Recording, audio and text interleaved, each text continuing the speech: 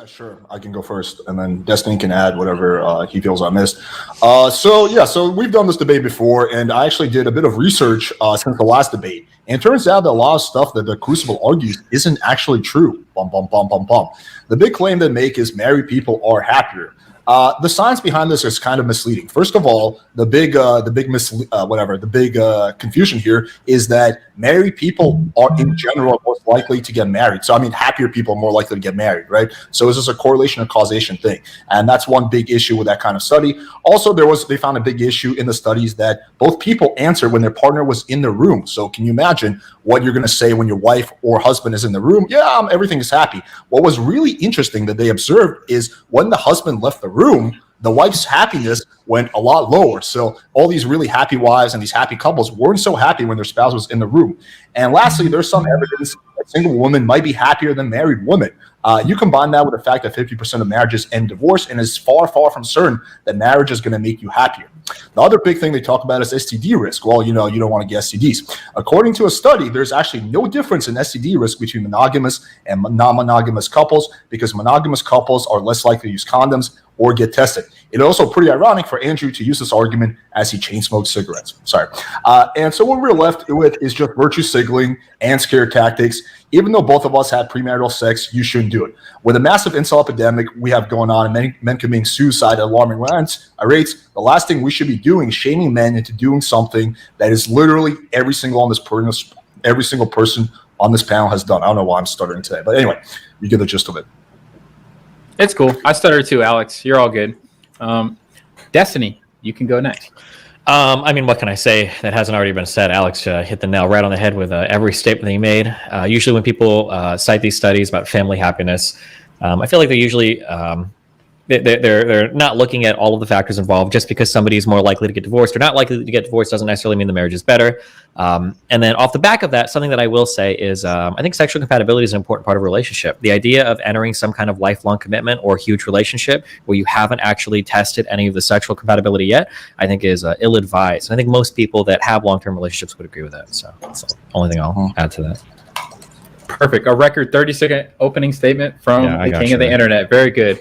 Hey, just before the right side of the team starts making their opening statements, please remember to hit that like button, subscribe to the channel, and share this all with your friends. We very much appreciate it. And remember to use @TheCrucible, or if you're on Playing with Fire's channel, @PlayingWithFire, so I don't miss your questions that I can field at the end for our debaters.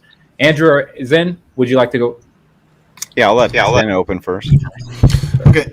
Like Alex said, this is like our third or fourth round on the same topic, relatively speaking. And I don't know. I guess Alex just keeps having to bring back stronger and stronger opponents, depending on how you view them. But yeah, as far as the topic goes, we're kind of going to be approaching it from the same angle. Obviously, myself and Andrew are Orthodox Christians, and that's where we're viewing our moral paradigm from. So the question of is premarital sex immoral? Obviously, we're going to say yes, because that's what aligns with our faith. But in terms of the debate, I know that you guys are not Orthodox Christians. You don't view your morals through a religious lens. So we are willing to step into your worldview as we have in the past. And really, when it comes to morality in the non-deontological worldview of Christianity or some other religion, you're going to have to be reasoning, outcomes-based, consequentialism, utilitarianism, some form or another, which will be based on the empirics and the outcomes of what you deem to be preferable is what would be moral and what we ought do, essentially. And really, it's not just about happiness, because I think that's really subjective. It's really hard to actually pinpoint what happiness is. We can also point to things like the marriage rate and the divorce rate is higher. The marriage rate is higher. The divorce rate is lower if you remain abstinent before marriage, ultimately the outcomes that you guys deem preferable, like domestic abuse, what would you say, like cheating, substance abuse, all these things are lower when the partners remain abstinent before going into a marriage. So if you deem those to be preferable, there's not really an argument as to why we should have premarital sex or why that is a good thing, other than, I guess, just live and let live, just take a libertarian stance on everything, which ultimately falls to I have no argument for why we ought do or ought not do anything, because I can just change it on a dime whenever it benefits my pleasure receptors. So I guess if you're a hedonist, you can just claim hedonism, but then consequently you have to forfeit the debate. So that's kind of where I'm at. So that's it. Okay. Is my up then? Yes, sir. All right. So first, I reject what Destiny says about sexual compatibility. He would have to expound on what that means. It's very important that you know that you're sexually compatible with a woman before you marry the woman. I don't even know what the hell that means. The chances are pretty good you're going to be sexually compatible with a woman. There's two parts to this, and both of you have the necessary ones. So I just have no clue what that even is about. Next, when we move on to the empiricism, I think that Alex is just picking and choosing the things that he wants to back up his consistent Coomerism, and the things that he wants, which is basically to teach men how to pick up young women and have sex with them and then go about their day. And that's the end of that. And this has led to mass societal decadence for sure. You can't argue that society is better since the institution of marriage has been under attack. I don't even understand really what Destiny's position on marriage is. There's no actual reason for the guy to even be married. What's the point of it? Other than for maybe tax purposes. I don't even get it. It makes no sense to me on its face. What is the point to that? I'm not trying to make it personal. I really just want to know. I don't understand, as marriage is a commitment, a bonding between two people for life. And of course, that pair bonding, if you stray from the marriage, that's basically the crux of the argument here. So I have no idea why you would want to get behind Alex on the pickup community and the red pill. It's obviously scam. The whole thing's basically a huge scam in the pickup community. I mean, we kind of know this. Most of these guys, they're not able to actually teach ugly incel idiots how to go pick up women. They basically sell them huge programs so that they'll buy them, and that's about it. So we from our side have been consistently confused as to why it is that Alex and the pickup community are so adverse to marriage in the first place, or why they think that there's just nothing wrong. Of course, even logically, you should be able to deduce that marriage is better for you than just having sex with a bunch of random strangers. It's obviously not a great idea. So we've been consistent in our message, and we're prepared to take yours on. So perfect. Thank you, gentlemen, all for your opening statements. Before I open the floor, I'd just like to let everybody know how the moderation will work. Kevin Ray Wilder will be more so the one who's going to be stopping everything, and I'm purely concentrating on grabbing everybody's questions from the audience. Just once again to remind you, please submit those questions during the debate. I hand it over to Kevin Ray to open the floor. Sure. I think before we start, it's important to, for Destiny and Alex, are you guys saying that premarital sex is good, or is it morally neutral? Because I think we need to first establish that before we have a conversation. So go ahead. I mean, I would say it's morally neutral. Okay. It's good insofar as it can help a relationship, but I don't know if I'd say it's like morally good. Like you ought to have sex before marriage. Okay. Alex, yeah, probably similar to Destiny. I mean, I think it's a good idea before you marry someone, you make that big commitment, then you find out if you have sexual compatibility. But yeah, I don't think you're a better person if you have premarital sex or something like that. Okay. I just wanted to establish that first to make sure that, I guess in a way that's sort of like the null hypothesis, right? Is that premarital sex isn't good or bad, it's just neutral. So Andrew and Zen, you guys believe that premarital sex is bad. So I'd like to I think we should start there. Just give your opinions on that other than what you've just already said. I mean, we already gave our opinions on it. So if the claim from the other side is just essentially to say we don't have any preference on it one way or another, then what would they be adverse to our ought claim for? Do they even care? I mean, is that something your side even cares about, that we think that it was better for society as a whole in general? Well, real quick, so if you say we have no preference, we didn't state we didn't have a preference. If you mean more specifically that we don't have a moral preference, neutrality is a moral preference. If you're asserting that you believe something is good, then usually you are also simultaneously asserting that the opposite of that is bad. And if we're asserting that something is neutral, then we would obviously contest the opposite of good, which is bad. So when you say we don't have a preference, we do have a preference, specifically a moral preference, and that moral preference is one that is neutral, which would resist your negative claim towards doing it. Yeah. I'm hearing a little bit of echo. I'm sorry. I don't know who it's coming off of. I didn't hear any. Okay. But I'll kind of put it like this. I think yoga is neutral. I don't think everyone should do yoga. But if someone was going around saying, don't do yoga, yoga is so bad, I would take an issue with that position, because I'm like, there's nothing wrong with people doing yoga. In fact, there might be some benefits to people doing it. But if we can take something that is identifiably negative for the family unit or the strength of a marriage versus something that is identifiably positive for the family unit and the strength of a marriage, we would prefer the positive, right? I mean, tautologically, we'd prefer positives over negatives. We would just have to show that those things that are positive are indeed positive, and those things that are negative are indeed negative. And then we would have to demonstrate that there's a causal link between the negatives. So, for instance, one of the big claims that is often made is that it leads to higher rates of divorce. And it's just taken like de facto that divorce is bad. But that's not true. Not all divorce is bad. Some divorce is incredibly good. Some marriage is incredibly bad. So we would have to dig into that a little bit to find out what we mean when we say good or bad. Yeah, so our position on that's pretty simple too. We don't claim that all divorce is bad. Obviously, there's a lot of reasons why a divorce should be granted. One of them would be infidelity. Another one might be spousal abuse. These have always been traditional claims inside the church that you would be granted a divorce for. They've also been claims even before no-fault divorce that you could get granted a divorce for. That no-fault divorce in and of itself has led to this problem, I think, of women being able to just kind of willy-nilly decide that they want a man of greater status or whatever and get a divorce. There's almost no penalty and the courts favor them. Would you guys disagree that that's true? None of that is relevant to what we're arguing. We're just trying to clarify our position here. So, well, the positions we're talking about is whether or not premarital sex is good or bad. Whether or not some people are getting divorced to man upgrade. That's okay. Well, then, but why did you bring up divorce then?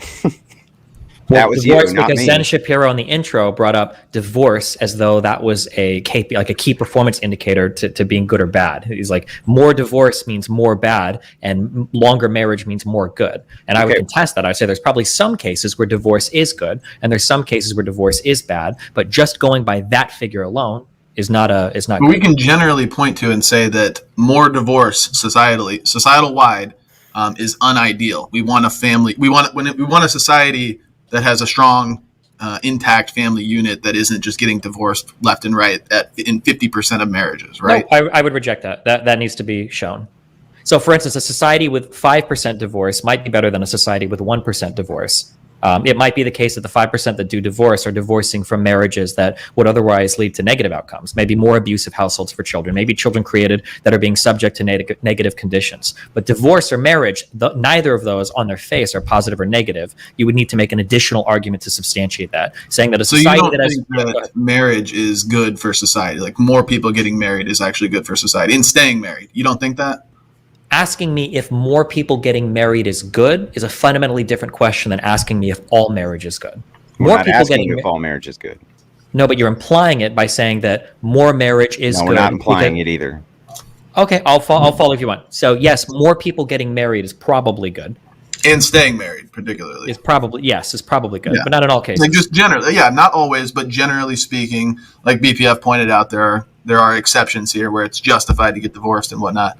Mm-hmm. But even though that was irrelevant somehow. I want to actually get back to sexual compatibility, because it seems like Andrew doesn't know what sexual compatibility is. So maybe we could explain to him. Do you really not know what it means, or are we just being obtuse? No, I really don't know what you mean by it. What does that mean, sexual incompatibility?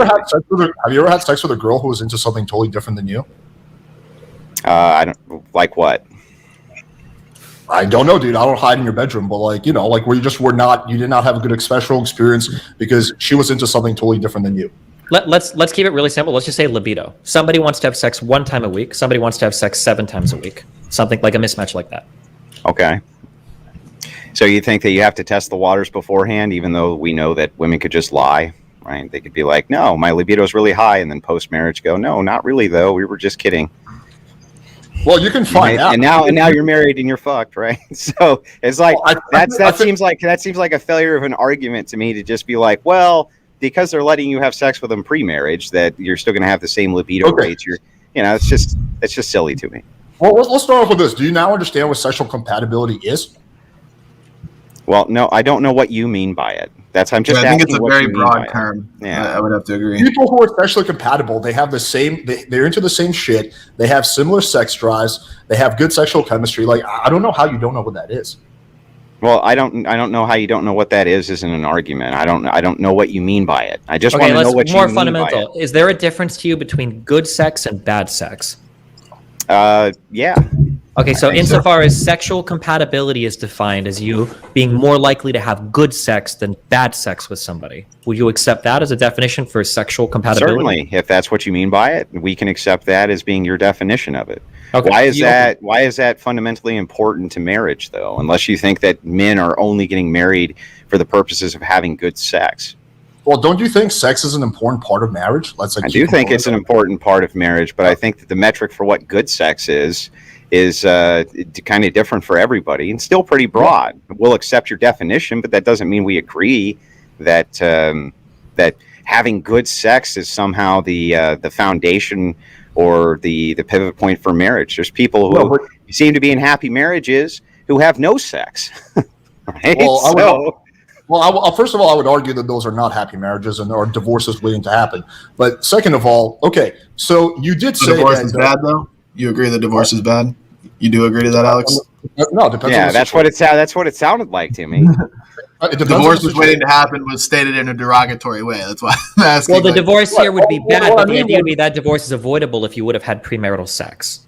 You could have avoided. I don't know how you're actually going to be able to argue that, though. Yeah, I can't wait. That's literally what I'm trying to do right now. Okay, so you acknowledge that sex is a key part of a marriage, right? So don't you think it's important to find out if you guys are into the same shit, if you guys have that sexual compatibility before you make the biggest decision of your life?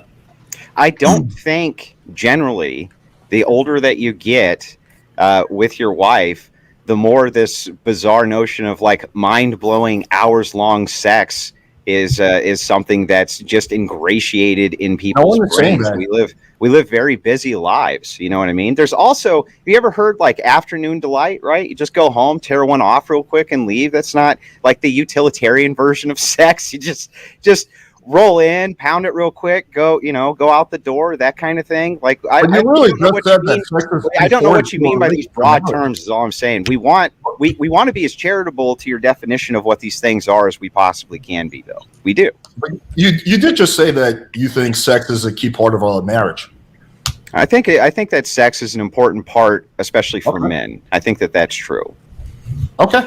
So But the thing is that said, that doesn't mean that doing fetishized shit and things like that, that's necessarily an argument. No one is saying that. Either way, I think we could safely say that not getting divorced is either at the same level or even more prioritized for men than just having good sex.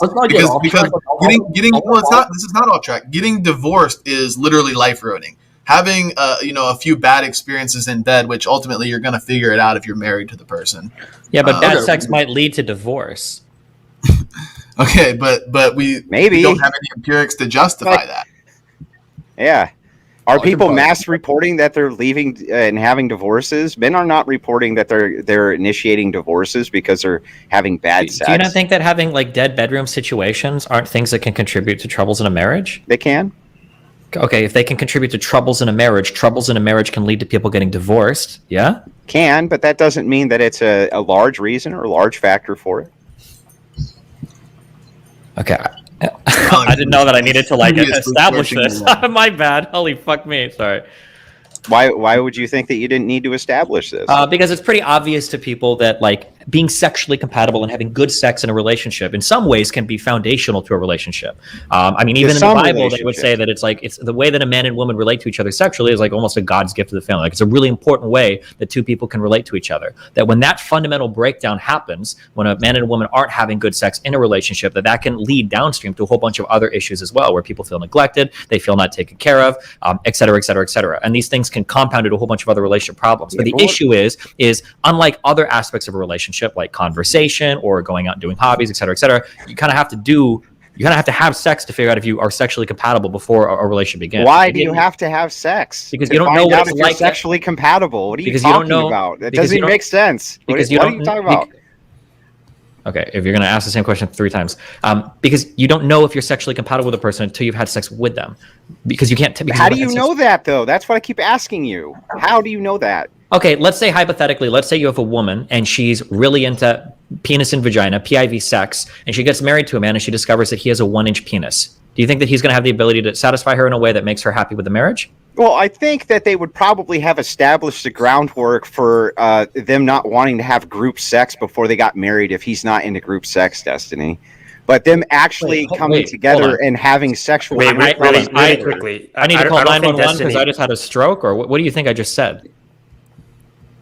I think that you just said what happens if if a woman's into some type of other sexual activity than the man is. No, hold on. I'm sorry. PIV is penis in vagina. The dick goes into the pussy. Oh, I don't know what the Coomer terms are. I define it for you, and then I use the abbreviation. Yeah, penis and vagina. Sorry. So let's say she's into sex. Yeah, she's into sex. Okay, gotcha. She likes heterosexual sex. Yeah, heterosexual sex. The dick goes into the pussy, and that's a big thing for her, and it's a big way for her to feel like sexually pleased. And she finds out after marriage that her husband has a 1-inch penis. This is something that could have been discovered beforehand if they had had premarital sex, but this actually happened. There's a video. And you think that that's going to be the deal breaker? Could be, yes. And you think bad sex can be a deal breaker. That's going to be a commonality that she's way into penis and vagina sex, and then we're just going to find out that most men have a 1-inch penis. I mean, this seems like a stretch, dude. No, well, first of all, this happened on TikTok. There was a video where literally this chick was like, I married this guy. He said that he doesn't want to have premarital sex. And then I found out he had a micro penis. I feel so deceived. I'm thinking of getting a divorce. Second of all, I just quickly searched Google, and lack of sex is one of the biggest reasons for divorce, a bad sex life. So there's definitely something to a bad sex life, married people not having sex and divorce. And you guys think that divorce is bad. So therefore, you would want couples to have good sex lives. Yeah, but we're not establishing whether or not having a dead bedroom is going to be problematic to a marriage. We've already said that could lead to problems inside the marriage. What we're saying is that you don't have to that sexual compatibility doesn't have to be tested for pre-marriage. That's where we're saying that there's an absurdity. And we don't understand why that's necessary. Like we're made to have sex. You recognize this, right? Yeah, but different people have different sexual preferences. Yeah, but I think there's an argument to be made, and I don't know how we're going to justify any of this in any direction, but I think there's an argument to be made that bad sex is probably caused by other things like the neglect and the distaste of the partner, the loneliness, whatever, the fighting, the arguing. A lot of the times that is what will cause the bad sex, like when you're not happy in your relationship otherwise. Okay, let's say man and a woman get married, and the man really likes blowjobs, and the woman's like, "No, I never do that." Yeah, well, I mean, I think that probably would have been established before they got married. Why would you be talking about sex but not having? So, is that okay for you to have like detailed why would it be problematic to talk about sex even when you're not having sex? I don't know. You're the one that said it's like immoral to do it. We're talking about having sex, not talking about having sex. I don't even understand this line here. You think it would be like a good idea for a potential couple to sit down, have like a detailed graphic discussion about sex without actually doing it? That's like your argument. I don't know that this is even relevant to the debate, but we're just simply saying we can point to couples that remain abstinent prior to marriage typically remain intact and are stronger, less likely to get divorced. Like these are good things, right? Well, no, we don't know if those are good things. Well, then I guess that's where the debate actually is. Then we would have to have like reported happiness or something. You already agreed with my premise at the start. You already agreed that getting divorced isn't necessarily bad. I didn't agree with. No. I said that there are exceptions where divorce is justified, like if there's some sort of spousal abuse or adultery, whatever it may be. But generally speaking, on the aggregate, we want society to thrive in the family unit, in the family structure, where there's less divorce going on. Like that would be ideal, I think, generally speaking, for most people. I also think that it's super reasonable, and that most people, before they got married, will talk about their expectations in the bedroom, whether they're virgins or not virgins. And I don't know why you guys think otherwise. That's a completely you just said reasonable earlier conversation. I think almost everybody would engage in before they got married, to be honest with you. Well, you just said earlier that a girl can lie. So wouldn't you want to then find out? Yeah, but she can lie either way. She can tell you. A lot harder to lie in the bedroom than it is just having a lot harder conversation. to lie, than doing it in conversation. But let me phrase the question. Well, like this. why would it be harder to lie? A woman can pretend that she's enjoying the hell out of any of the sex you're having pre-marriage, and then post-marriage just stop having it with you. There's there's literally no way for you to determine any of this. Her vagina, there is, dude. When a woman is having an orgasm, her vagina tightens, she shakes. There's some visible signs of an orgasm. Like, it's not rocket science. You can tell when a girl is having an orgasm or if she's faking it. So yeah, but she can just stop screwing you, Alex. Post-marriage. She could. Whether The sex is the most mind-blowing thing you've ever had in your life, pre-marriage. We can speak in probabilities. Is there a chance that somebody could be incredibly deceitful and change post-marriage? Sure, that's a possibility. It happens constantly. You can say that it happens constantly, but as long as that number is less than 100%, which it is, it's not happening every single time. Having sex with somebody before marriage can be a way to get an idea of what a sexual relationship with them is like. Yeah, but that also doesn't happen 100% of the time. So I don't know. No, but you have nothing to lose. Well, no. Well, wait a second. You do have things to lose. That's not a correct statement. There's all kinds of things that you have to lose. You could get a chick pregnant, for instance.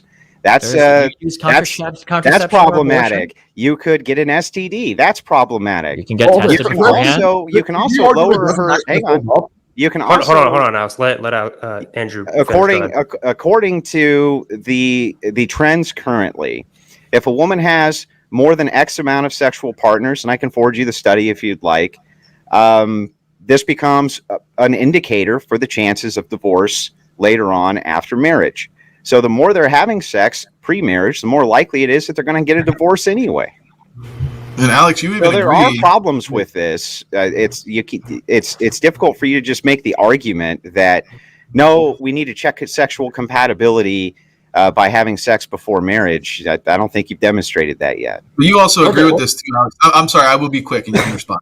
Is that you agree if we look at it through your lens of like sexual market value, like we've agreed in prior debates that women who have more sexual partners, they are lower on the sexual market value level. They just are. Whatever the reason may be, most men agree. I never agreed to that. We didn't agree prior that the more sexual partners a woman has had in the past, the less attracted us and the general man is going to be attracted to them. I think some men would care. Yeah, I think also other men don't. Most men view women having like higher amounts of sexual partners in the past are less attractive. I don't know. You'd have to like present evidence for that. I think here's some evidence for that. Here's a common saying: "Don't turn a blank into a housewife." Can you fill in that blank for us, Alex? What's the blank, Alex? Don't turn a blank into a housewife. Yeah, a common saying is not evidence. Like you have to present some kind of empirical. Well, I don't know. It's pretty, but it's common, right? It's so common that you can fill in the blank. Can you fill in the blank for us? Well, hold on. Couldn't she just lie about it, like you said? Yeah, I think but women do lie. They do lie. Well, then it shouldn't affect their sexual market value because they just lie about it. Body count often. We know that's okay, true. Yeah, but then they can just lie about it, so that defeats your whole argument. If they're going to lie about everything else, they could just lie about this. They could, but there's other ways to make these determinations as well. Wait, I want to hear. I'm so curious. I got to hear. What is the other way? For instance, a reputation follows a person. You would agree that that's true. Let's say you meet a person, they don't have a reputation. You don't know. No, I mean, that's true. You don't know, but you generally have their family, you have their friends, you have their community that you're dealing with, especially if you're going to be marrying this person. I think that you can determine whether or not they have a reputation for these things fairly easily. I don't know about that. I mean, hoping for a reputation that is public and I think like nowadays the way most why would it need to be public? All you would need to do is talk to their social circle, their families, their friends, things like this. Women are social animals. You're gonna like grill her friends on how many sexual partners she has. I think her friends are gonna be loyal to her. They could all lie. They could all be lying to you, BPF. You hear that's that? true. Like, we don't need to play the games. Like seriously, like just for the sake of argument. Hang on, just for the sake of argument. For the sake of argument, it's like if a dude meets a girl and let's say he doesn't know her, and then he finds out, a few months down the line that she truthfully has had 50 sexual partners in the past. The guy's going to be a little bit turned off by that. He's going to be like, whoa, I didn't know that. Holy shit. Or like, let's say he finds out on the first date. Who cares? He's going to be like, whoa. Assuming she's not lying, assuming that is truly the case, most men are gonna be turned away by that. They're gonna be turned off by that. Not all, but most. They're gonna be like, whoa, that's just somewhat of a red flag for most men. So I think some men will, but I don't know if it's most men. I think it's really, really easy for any girl in the sexual marketplace to have a guy lined out the door of guys who are down to date her, marry her. So I don't think it's going to matter for the girl's dating success. Like a chick who is like even semi-attractive, even if she has a 300 body count, she can still very easily lock a guy down. That's just the reality of the dating marketplace. I'm sure there are some guys that will care. I don't know if it's most guys, though. I don't know, honestly. You'd have to like show that to me. But going back to what I was saying, and so that doesn't faze you, Alex, at all? Like if a chick's like, yeah, I fucked 100 guys last night in one night, would that bother you at all? I mean, I don't understand how my sexual preference play into this, but I'll answer the question. I've talked about this publicly. For me, it's more about like is the number reasonable or not. So if the girl's like 18 and her number is like 30, that's probably a lot. But if she's like 30 and her number is 30, then that's probably more or less decent. So if a chick did tell you that she just like had a train run on her the night before, that wouldn't give you. But she showered, right, Alex? So it's good. It's okay. It's fine. You're cool with it because she took a nice shower. Are we talking about for dating? Are we talking about for dating, or are we talking about for dating or for sex? Even for sex. Yeah. Either one, dude. Either one's fine. Well, these are two different things, guys. Oh my god! Yeah. What the fuck? Are they? We were. I'm stunned. They're two different things. We didn't know that. We're just saying would this be a qualifier for dating or for sex? The qualifications for what is dating and what is sex are going to be way different, especially for men. Like, yeah, okay, but either way, you literally just gave us the quote earlier. Don't turn a hoe into a housewife or whatever. That's by definition right there. There's a different qualification for dating and for sex. All right. My overarching point here to ask Alex is that he says that he thinks that most men don't have an aversion to a woman having a lot of sexual partners, and well, yeah, you said you don't think it's true for most men. I don't know. You don't know. I know my ears didn't. But do you? Alex? Do you have an aversion to that? Do I have an aversion? Depends on what we're talking about. For dating, for sex, what the number is, how well I know the girl. There's a lot of factors. Okay. But anyway, going back to what I want to ask. Okay, just indulge me in this hypothetical. Zen and Andrew, have any of you guys ever had really bad sex? Sure. Okay. Andrew? Yeah. No, I don't think I've ever had really bad sex. No. Okay. Well, I guess you're a stud. All right, Zen, for you. I mean, I'm trying to be honest. I can't.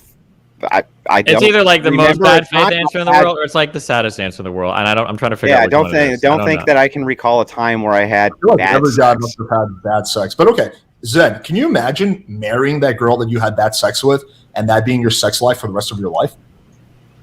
Well, I don't. Well, this is the thing. Like, just because you've had bad sex with a girl like one time, and I'm not claiming like to be the sinless, perfect model citizen who's never had a one night stand, but I would imagine that in those scenarios where they've been bad sex, because it's like, I don't know, you're drunk or you're just like you don't know each other very well or what you guys like. That doesn't mean you can't fix it in the future. Like if you do begin dating or I would prefer get married and then figure out your sex life. Like I said, eventually if you guys are communicative, you guys communicate with each other, you can figure out how to improve your sex life so that it's pleasurable for both of you. Because I don't think standalone sex is just like with two people can just be inherently bad and it'll never be pleasurable.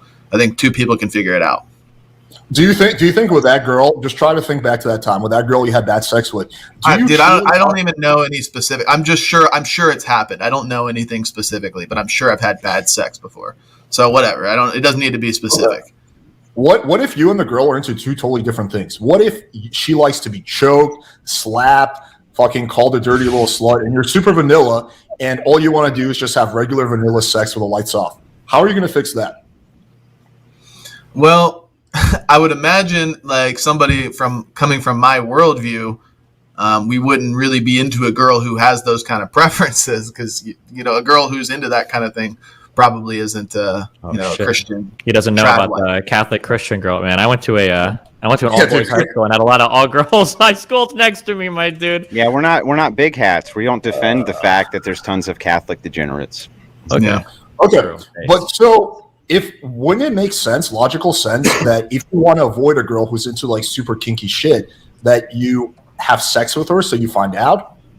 like, doesn't that just make logical sense that you kind of test the waters before you commit? Because like you said, you don't want to be married to that girl. Why couldn't you just like if you guys are both abstinent, you could just talk about it, and then she might not even know what she likes until she has sex. Exactly. So you would have to figure it out once you're married. But that's why we don't view that you commit to marriage just to have sex with somebody. No, but no one's saying that. We do view that you that marriage is better for society, and that sex is kind of like a complement to that, and also it's necessary for reproduction. But that's another topic. Okay, so Zen, you acknowledge that sometimes you don't really know what you like until you try having sex, right? I think everybody has a general idea of what they're into when it comes to sex. Well, then just at least a general idea. What's that? Well, then going back to what I was saying earlier, then why wouldn't you just if she has a general idea and you guys are into two different things, then wouldn't you want to find that out? But you could just ask her. Or she could ask you, "Are you into like choking and chains and stuff?" And you could be like, "No, I'm not into that. I guess we're not compatible. We don't need to actually have sex to find out. We could just say, no, I'm not into that kind of stuff." Okay, right, but don't you think? But since we've established that people can lie, don't you think you have a high probability of finding out if you tested rather than just go off what she says? I mean, yeah, but again, I think to be good faith, and I think most people do this in the real world, is that they take people at their word. They don't just assume that everybody's lying to them all the time. So at some point, I think just asking is a feasible solution to that problem. But you agree that the odds, or at least, are higher if you test it rather than just going off what she says. Well, it's not only higher, but you would know for sure. But again, okay. I don't think just having sex with somebody to determine sexual compatibility is what we're not arguing that that's a good thing. We don't care. We don't care for sexual compatibility. What we care for is a strong family unit. Okay, okay. I want to make sure I understand your position. So you're saying that yes, if you have sex with a girl, you will know for sure if you guys are sexually compatible. However, not necessarily, because like I said, you could have bad sex with a girl on the first time, or you can have good sex with a girl on the first time, and then every time after that could be completely opposite of the first encounter. You will know for sure. So maybe I'll just retract that. Maybe you wouldn't know for sure, because there could be.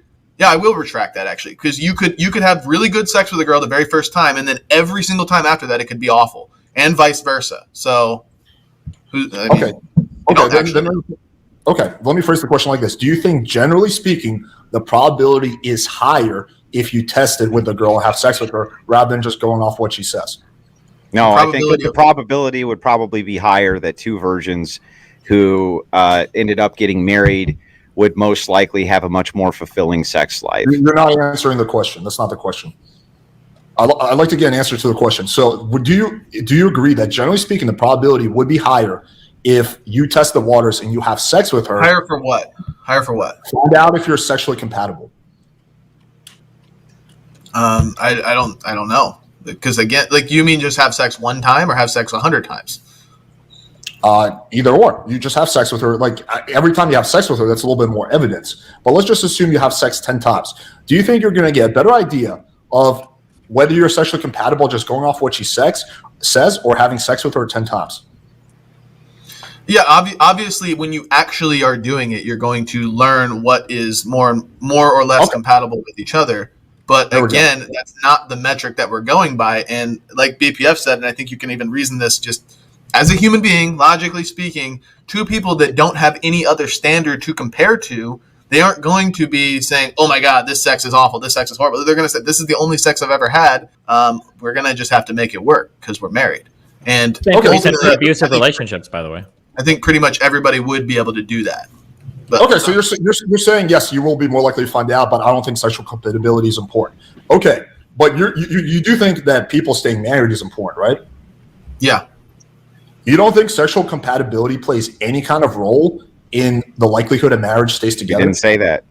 I didn't say it plays no role. I just think I would argue there's got to be a strong argument here. I pull up the studies. I don't really fucking care, but a lot of people would agree that when people are having bad sex, it's not just because they're not sexually compatible. It's because there's other things going on causing it. They're being neglectful, they're resentful of their partner, whatever. Yes.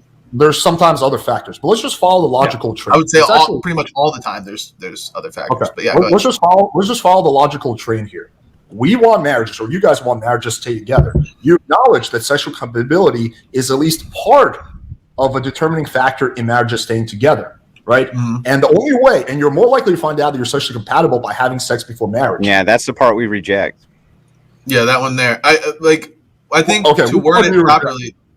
Well, to word it properly, I think it's that people who abstain until marriage, since they're not going to have a prior reference point, they're not going to be even thinking in the same paradigm that you are of like, oh my God, this sex sucks. This sex is bad. They're going to say, this is my only sexual partner that I've ever had, and I'm married to them, so we're going to make it work. And I think that they will become sexually compatible. Anybody that has sex with the same partner over a long period of time is eventually going to learn how to be compatible with them one way or another. Like you said earlier, like imagine a dude that's really into blowjobs and a girl will never do it. Well, if he wants to be with her and he's married to her, he's going to have to fucking deal with that.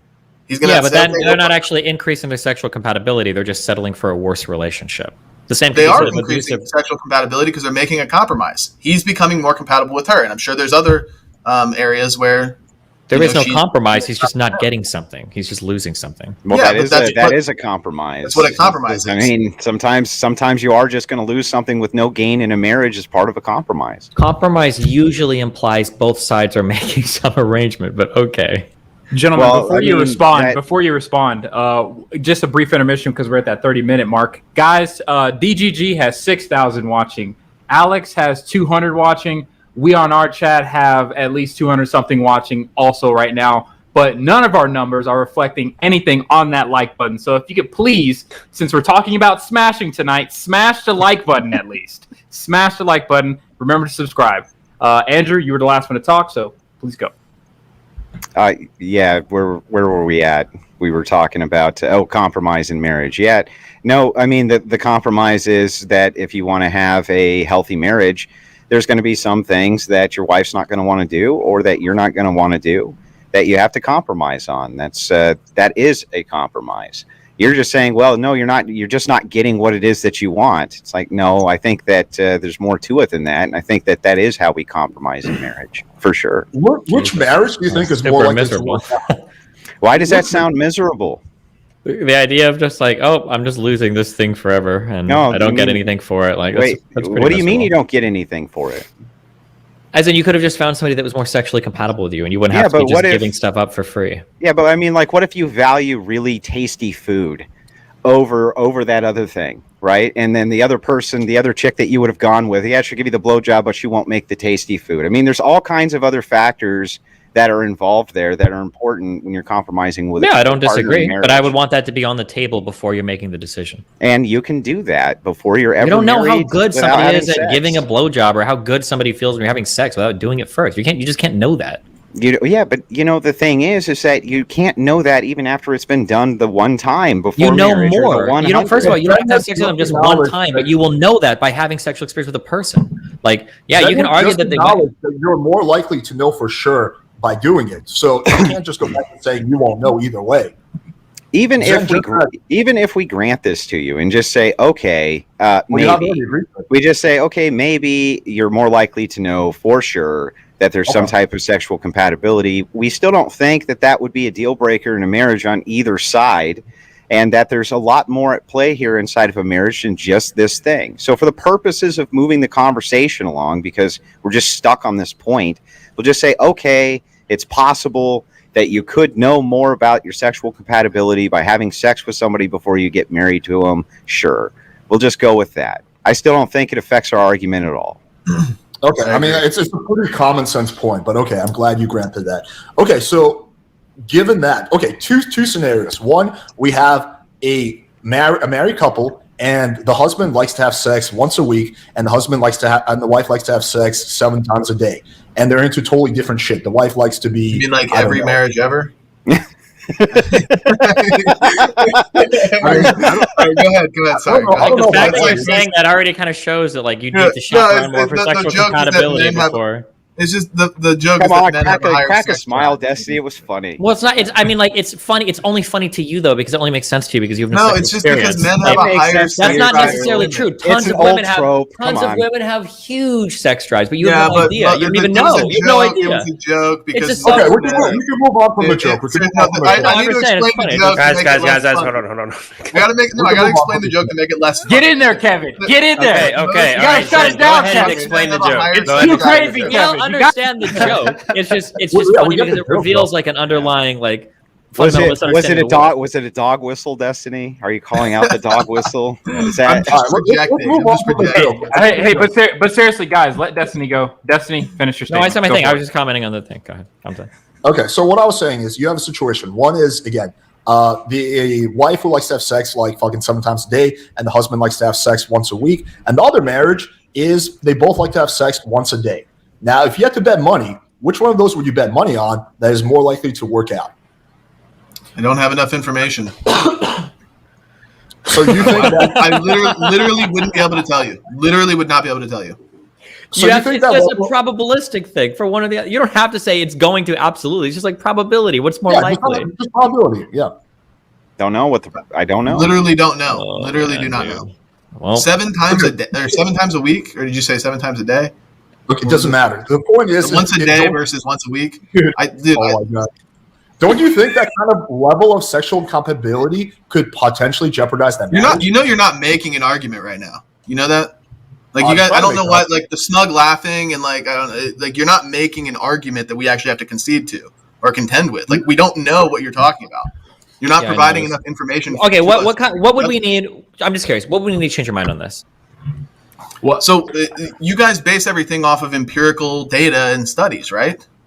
So, some things I do, but some things I don't. Like if Okay, somebody were to yeah. ask me, like, is an air conditioner going to make your life better if you live in Austin, Texas? I don't know if I could give you a study on that. I don't even know what kind of research I would look for, but I would assume, yeah, the answer is obviously yes. But so when you ask me, like, would better sex make for a better relationship? The answer is obviously yes. But if you're challenging me on that, but I can try to find. He didn't say better sex. He just said more. He said sex once a week versus sex when once he a says, day. hold on, when he Talking says, about sexual when he's saying compatibility. more sex, he's saying a greater Okay. sexual compatibility. Having sex once a day implies higher sexual compatibility than once a week. It generally implies that. But yeah, but like, I'm curious, what kind of data would you need to see? If I could show you, for instance, because Well, I can. we're looking for societal-wide prescriptions here. So what we're saying, what our position is. If I can show you data that shows that like 20% of marriages end because of sexual incompatibility or intimacy, physical intimacy issues, would something like that go to show, okay, well, maybe that like sex before marriage could be a positive there and ending those divorces? Would that be okay? But we agree that sex is a valid part of marriage and is a necessary part of marriage. No, we're not talking. No one here is talking yeah. about sex. No one here is talking about sex. We're talking about sexual compatibility. Okay, so then you're going to show us empiricism about sexual compatibility or cold bed? And then What I are you just- just going to say that cold bed is a lack of sexual compatibility? By definition, generally, yes. If there's an unhappiness with the amount of sex happening on one side, that's a sexual What incompatibility. if they have mind-blowing sex? They're totally compatible, and they have mind-blowing sex, but one of them just decides to punish the other one by no longer having sex with them. You're not engaging in the hypothetical, bro. Well, right no, now. I mean, I would. To, What do you, to be I mean, clear, that's it's like, exactly what I'm engaging in. what if it's like when you have sex once a week and it's like mind-blowingly good, like top tier, but if you have sex once a day, it kind of gets a little bit stale after a while. What if that's the case? That's It's why we're saying it's possible not that somebody necessarily- it's possible that somebody having less sex could have a more fulfilling sex life than somebody having more sex. We were just using that as a proxy for having better sex because when we say good sex, both of you guys lose your minds. So if you want to call it mind-blowing sex, then sure. A couple that has mind-blowing sex versus a couple that has not mind-blowing sex. Which one is more likely to succeed? Wait, how did we lose our minds? Oh my god! Can we not derail? This is pulling Destiny debate. I mean, back. I would really like No, to hang know on, how hang we on. lost No, our minds. Andrew. Which one No of us do you derailing. think spurred Pick up a on any question. of it? I'm confused by where we lost our minds here, Destiny. Andrew, you're derailing right now. Focus on the hypothetical. You guys do this shit all the time. Just focus on the hypothetical. Okay, give us the hypothetical again, Alex. Destiny, you want to do it or should I do it? We'll just make sure that we get it down. So we'll engage with this, or we'll end up sticking on this forever and ever. So what's the hypothetical? Okay, you have two relationships, okay? Mm-hmm. Ceteris paribus, all else equal, okay? All else equal. Got it. Okay. All else equal, one couple has mind-blowing sex. The other couple has mediocre to no sex. which couple is probably more likely to succeed? Probably the couple that has mind-blowing sex if we're doing all things equal. Okay. Yeah, So I agree. could we say then that But if all sexual things are not equal, just so you know. But for the if sexual hypothetical, we'll grant it. compatibility was something that we could test, wouldn't that be a good thing to test before getting into a relationship? It could be a good thing to test before getting into a relationship if all things were indeed equal. But all things are not indeed equal in the real world. And there's all kinds of consequences that come with it. Now, if you were to if you were to test it with an experiment like a machine and just, like touch a person with the machine and know that they're sexually compatible, sure. But I think that there's a difference between that and having premarital sex with the consequences that come with that as well. Okay. So wait. Just real quick. I just want to, because we've actually somehow we've gotten somewhere in the argument. Holy shit. So now we've all agreed that being able to test sexual compatibility before relationship is good, but there are drawbacks to it that outweigh the benefits. That was our position from the beginning. That's okay. No, it wasn't. Yes, it was. Okay, fine, it was. We're just retards, and now we've caught up to your big brains. Okay, so we're caught up now. Thank you for catching us up. So now we all agree that that's the case. So now the next part of the argument is, let's look at the drawbacks, and let's see if these drawbacks are actually, first we have to see if they exist, then we have to see, are they actually drawbacks? Okay. We can do that. We'll go ahead and just concede it for the purpose of moving along. We're not conceding anything. We just caught up to you. No one's conceding anything. We're all good. Okay. Gotcha. So we're moving this along, and what is it that you want to know? You want to know what the drawbacks are to having premarital sex? Yeah, so let's go through some of the drawbacks of premarital sex. Okay, the first drawback is the more sex that a woman has, the less likely it is that she's going to stay in a successful marriage. Okay. Wait, do we want to just list? Do we want to list all of them and then we can go down the list? Do you guys Okay, consider that one at a time? Yeah. Okay, one at a time. That's fine. Okay, go for it. You consider that a drawback? Okay, so I'm going to answer that. So let me engage with this. So do you think that, I want to first understand your position a little bit better. Do you think that, for example, if you you have two situations. One is you're going to marry this girl. Let's call her Anna. You're going to marry Anna. In one scenario, you have sex with her after marriage. In one scenario, you have sex with her before marriage, but then you marry her anyway. And then you guys, do you think that she's more likely to divorce you because you had sex with her before marriage? Hang on. Restate that one more time. I want to make sure I get it down. I had trouble following too. Yeah, go ahead. Okay, I'll explain like this. Okay, so you're going to marry this chick Anna, right? In one scenario, you have sex with her after you guys get married. In another scenario, you have sex with her before marriage, but then you wind up marrying her. Do you think one of these is more likely to lead to divorce, or is it the same shit? I don't think one of them is necessarily more likely to lead to divorce. No. But let me ask you a hypothetical, Alex. Let's take our same girl, Anna. Do you think that Anna would be more successful in finding the partner that Anna wants if she had slept with 100 men or if she slept with 0 men? Wait, say that again? What? Do you think that Anna would be more successful in finding the partner that she wants if she had slept with 100 men or if she slept with 0 men? I don't know. You don't know.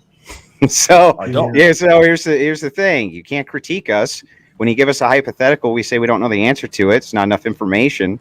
So let's use Destiny's take there. All else equal. So all else equal, Alex is saying just engage with only the hypothetical. Everything else is going to stay exactly the same.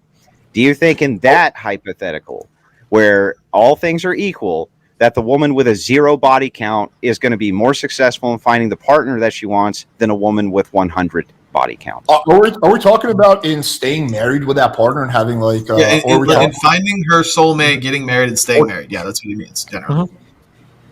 I think on average, a girl with a lower body count will probably be more likely to stay married. Yeah, I would probably say that. Yeah. Thanks, Alex. We appreciate that. What do you think? Here's a question. I'll answer this. What about a woman that's dated 100 men but never had sex versus a woman that's only dated 1 man and then gotten married, but there's still no premarital sex? Yeah, I still think that their odds are more successful.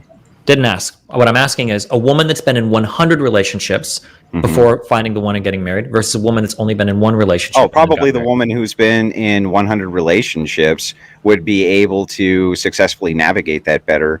In fact, that's a thing that's advocated for. We advocate that women should date, just not have sex. Same thing with men. You should be able to date, but not have sex. Don't have sex, wait until marriage. We're just saying that that's more successful as a strategy society-wide.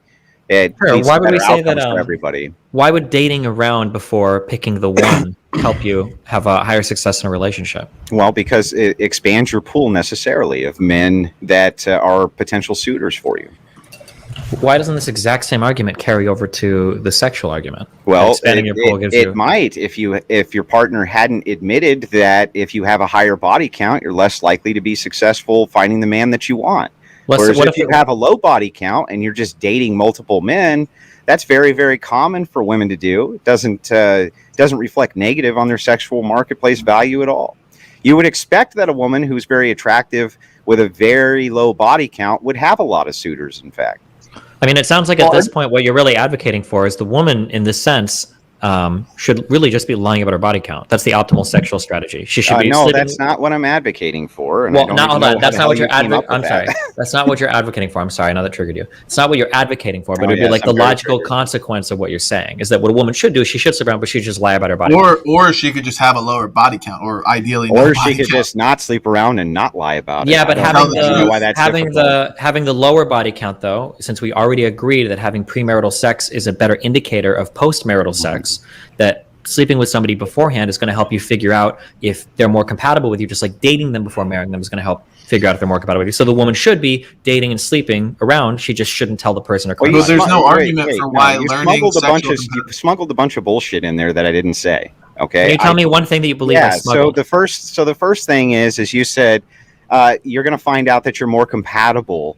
And I'm guessing you mean sexually compatible? Yeah, we already with other men by dating them? No, by dating and having sex with them. You'll find out who you're more sexually compatible with. Okay. I just want to make sure I had that down correctly. So the problem, do you have any issues with me saying that women who have a lot of suitors and not having sex with them, that's in no way problematic in your worldview? You don't think that that there's an issue there, as Alex granted, that if a woman has a lower body count, she's more likely to be successful in finding the partner that she wants, right? Well, is it having a lower body count, or is it having her partner know her body count if it's high? Because those are technically two different things. Well, it is technically two different things, but the implication would be that the partner knows. If you don't know, you don't know.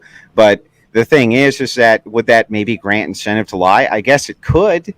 But we're not going to just assume that women are going to lie about... Well, we're not just assuming, we're just looking at the incentives. If we agree that premarital sex can be an indicator to postmarital sex, and if the guy only cares about the body count he hears about, and also, not to appeal to anecdote, but we all know that women lie about their body counts. So, it seems like that's the natural... Why do they do that? Wait, so do men. So do men. Destini's right about that. Men lie the other direction, right? Yeah, men lie it up. Sure, but I'm saying that it feels like we have the ideal world for women being incentivized to sleep around, but then lie about it because she's trying to get an indication of how the postmarital sex is going to be. Well, nothing. Why do they lie? Wait. Why did they lie and say that their body count is lower, Destiny? Why do they do that? Because men tend to prefer people with lower body counts. Right. So wouldn't that follow that if a woman actually does have a lower body count, she is objectively more marketable to the man in terms of attractiveness? Obviously, she can lie, but assuming everybody's being truthful, the woman who has the lower body count is more marketable to the man. I'm not going to assume. I would never assume everybody's being truthful here because the incentives. We have to follow the incentives. No, we could just say, what if everybody's lying about everything now? And now there's no argument to be had because what if we're all lying? Everybody's lying about. You have incentive to lie right now. But we literally all just said that the incentives here are not only to lie, but that people do lie. Men exaggerate up and women exaggerate down. What if we were lying about that? Yeah, what's your incentive right now not to lie to us while we're in a live debate? Isn't your incentive to not be good faith at all? Well, I never lie, What if actually, he's because I have divine revelation from God, and He tells me the truth, and I deliver What if he's it. So lying? I cannot tell a lie. God can't lie to me. Look at that. Impossible. Destiny went to precept. I've got Destiny went to divine precept. revelation. I'm You all actually heard being it. told right Destiny now went by to God, precept, so I and cannot he be had to lying. fall back to precept in a Yep. debate. If you're You going to all tell heard me it. that I'm lying, tell me your ultimate truth. What is the ultimate objective reality that you rest on? Why are you derailing to meta ethics, Destiny? Why are you doing that? Okay, I think he's trying to be funny, but Well, no. So I guess we're having with perfect information. I guess now. Please So, give him We the gospel. definitely don't want to go down. Please give him the Yeah, gospel. No, we want to go down this road. We want this road. I'm mainly here Okay. to make sure that we do not go down Yeah. that route. Kevin's right. Okay, let me go back to No, my I'm not analogy, joking. because I was just about to make a point. Go ahead, Alex. So, yeah, in the Anna example, you said if she has sex with you before marriage, it doesn't actually affect your divorce risk. But it does affect your ability to find out if you're sexually compatible. So then how is having sex with Anna, a premarital sex with Anna, negative? If you just said that it doesn't affect her likelihood of divorcing you. Sorry. I'm sorry. It's really hard to follow these. Like the way you word them is like hard to follow. Can you try again? Okay. You said in the Anna example that I gave earlier, I gave you two scenarios. I said one is that you have sex with her before you get married. The one is you have sex with her after marriage. And you said, and I asked you, is one of those more likely to lead to divorce? And you said no, right? Correct? I would actually say that empirically speaking, since women with remember this was stated under an all else being equal, meaning there was no other contributing factors whatsoever, just this, no external factors, nothing. That's said so that you engage specifically with the terms of the hypothetical. But just understand what that is. There's an implication here that things are all equal, but they're not going to be in real time all equal. We're trying to figure out the difference between correlation and causation. So I'm trying to figure out if you having sex with Anna before you marry her is more likely to lead her to divorce. Because from your guys' perspective, all causation is just correlation. It's just X amount of correlation. You can believe it because you believe that there's with some degree of certainty, right? Absolutely not. That's not. So you believe in objective truth then? Okay, hang on. You're derailing again, once again, Andrew. No, I'm not. That's not a derail. If you're saying that correlation and causation are not the same, that it's not just correlation because that you don't want creates to engage in causation. a hypothetical. You're derailing because you don't want to engage in a hypothetical. So I'll answer your hypothetical. Here, I'll answer it. I think I understand it. It's that all, like Andrew said, all else being equal, there may not be anything identifiably like bad about the sex before marriage or remaining abstinent. But if we, since in reality it's not all else equal, we can look at the empirics and there is a close correlation between women that remain abstinent not getting divorced and women who don't remain abstinent and getting divorced. Like there's a higher chance of divorce if you don't remain abstinent and vice versa. So that's probably the best way to engage with your hypothetical. Right, but we can't confuse the macro with the micro. There's macro trends that don't apply to the micro. So I'm trying to figure out if you think that just by having sex with a girl before marriage, you are doing something that actually causes her to be a higher divorce risk. And it sounds like the answer is no. No, the answer is yes. Oh, so now the answer is different. Okay. No, the answer has never been different. We already established this because when I turn the hypothetical back around, you say that women with a lower body count are more likely to be successful in a relationship because men prefer them. If we know that that's true, then that means just the act of you having sex with them is going to be bad for her. Even if you plan on marrying her, so you have sex with her. Well, that's now you're adding qualifiers to it. But no, that was literally the hypothetical all along, dude. That was the hypothetical all along. You plan on marrying her. One scenario, you have sex with her 3 months before marriage. One scenario, you have sex with her, 1 week after marriage. Is there anything about you having sex with her before marriage that's going to cause her to be more likely to divorce you? In that specific situation where it's like 1 week to one after, probably not. Wait, hold on. Shouldn't you always have sex before marriage then? Because, let's say that you've met a woman, and let's say you're going to marry her. In one sense, you could have sex before marriage, and then in the other sense, you could have sex after marriage. Let's say that in the first sense, you have sex before marriage, and then you get married. In both senses, hasn't the woman only had one partner? Yeah, that would be true in that particular case, that in that sense, they've only had one partner. But okay, go ahead. Sorry. So if you I was know you're gonna- We need I a was bell, gonna and he had quickly nothing say- else to say on that. I was going to Well, quickly he's say finishing. that I was going to quickly say that the sources that I've looked at have specifically said like divorce rates when a woman has had one sexual or no, zero premarital sex partners versus one versus two versus whatever. Well, Like, but is the one premarital it's- sex partner the one person they get married to? Yeah, so like if a woman had sex with the only one person and then went on to marry them, that would still be considered a premarital sex partner. But having zero premarital sex partners, again, in everything that I've looked at, I can send them to if you want, have shown that zero premarital sex partners are less likely to end in divorce. But if you're serious about marrying the girl, right, her body count is going to be 1 either way. Shouldn't you have sex with her before marriage so you could at least find out if you're sexually compatible? If it doesn't. Well, what if you're not sexually compatible? Then do you not marry her?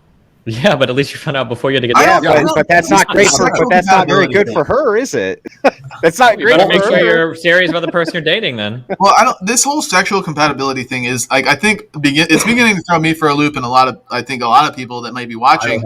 It's like it's not like there's like a, those little toddler toys where you got the square hole and the circle block, and it doesn't fit in the circle block. We all know that like generally dicks and vaginas all are generally the same shape and they're gonna fit in one way or another, and you can fucking make it work. That's what I'm saying. Like even if it's not good the first time, you're not compatible, whatever that means. Like both of you didn't enjoy it to the maximum, your maximum pleasure receptors allowed. You can find a way to improve your pleasure because the dick still fits in the vagina, for lack of a better way of wording that. Like you can find a way to make it work. Sometimes the dick literally does not fit in the vagina, but okay, generally speaking, yes, it fits. But if you have a couple that's extremely sexually incompatible, that is way more likely to lead to issues and divorce.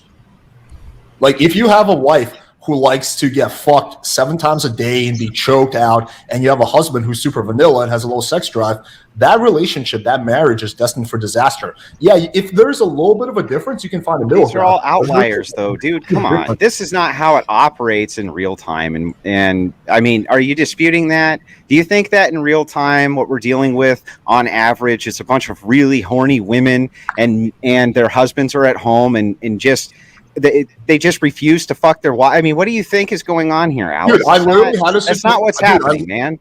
No, that actually happens all the time. I had it's kind of anecdotal, but like 4 or 5 years ago, I had a situation where I hooked up with this married chick, and she was telling me about her husband. I was like, this guy sounds pretty cool. What's the issue? And he's like, yeah, we're just totally sexually incompatible. He's into like fucking like peeing and shit. He doesn't actually fuck me. He just wants to piss on me, and I'm not into that, and I need to get fucked. So that is a direct example, even though it's anecdotal, of like a marriage that is leading to divorce because they're totally sexually incompatible. And if they found that out beforehand, then yeah, I'm sorry, Alex. I I don't think that most marriages are ending because men are just wanting to pee on their spouse and their spouse just wants to have regular old sexy sex, right? So just like, no, Alex, I reject it. I think it's foolish. I think it's silly. No. No. So you think it's silly that marriages end in divorce because of sexual incompatibility? Even though I think it's the number 30. No, I didn't say that, Alex.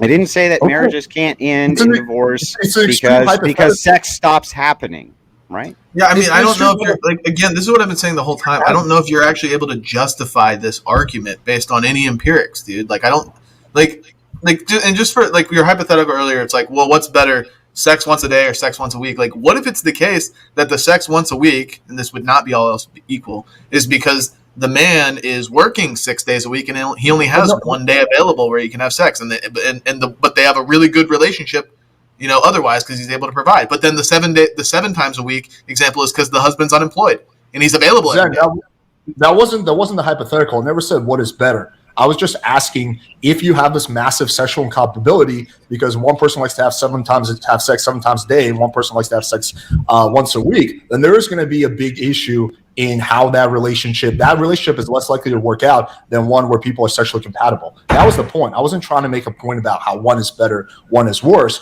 but you acknowledge that sexual incompatibility, people being not sexually compatible, leads to divorce and leads to marriages ending. So I don't know why you're like trying to like trivialize. I don't know. I don't think I conceded that. I think I actually argued the other way, that sexual compatibility is often due to other issues in the relationship, like resent, like jealousy, like whatever, You know, maybe like what if they have so. You just acknowledged this like 2 minutes ago. Like I don't know how many times. No, I don't think I ever conceded that. Okay, so you think sexual compatibility makes zero difference? I think it's such a broad, dude. I think it's such a broad and subjective term that we can't actually pinpoint how this would transition to like morals or like what is good, what is ideal, like sexual compatibility. Like, I mean, how do we actually make an argument based off sexual compatibility when everybody's got a different definition of what that means? You know? True.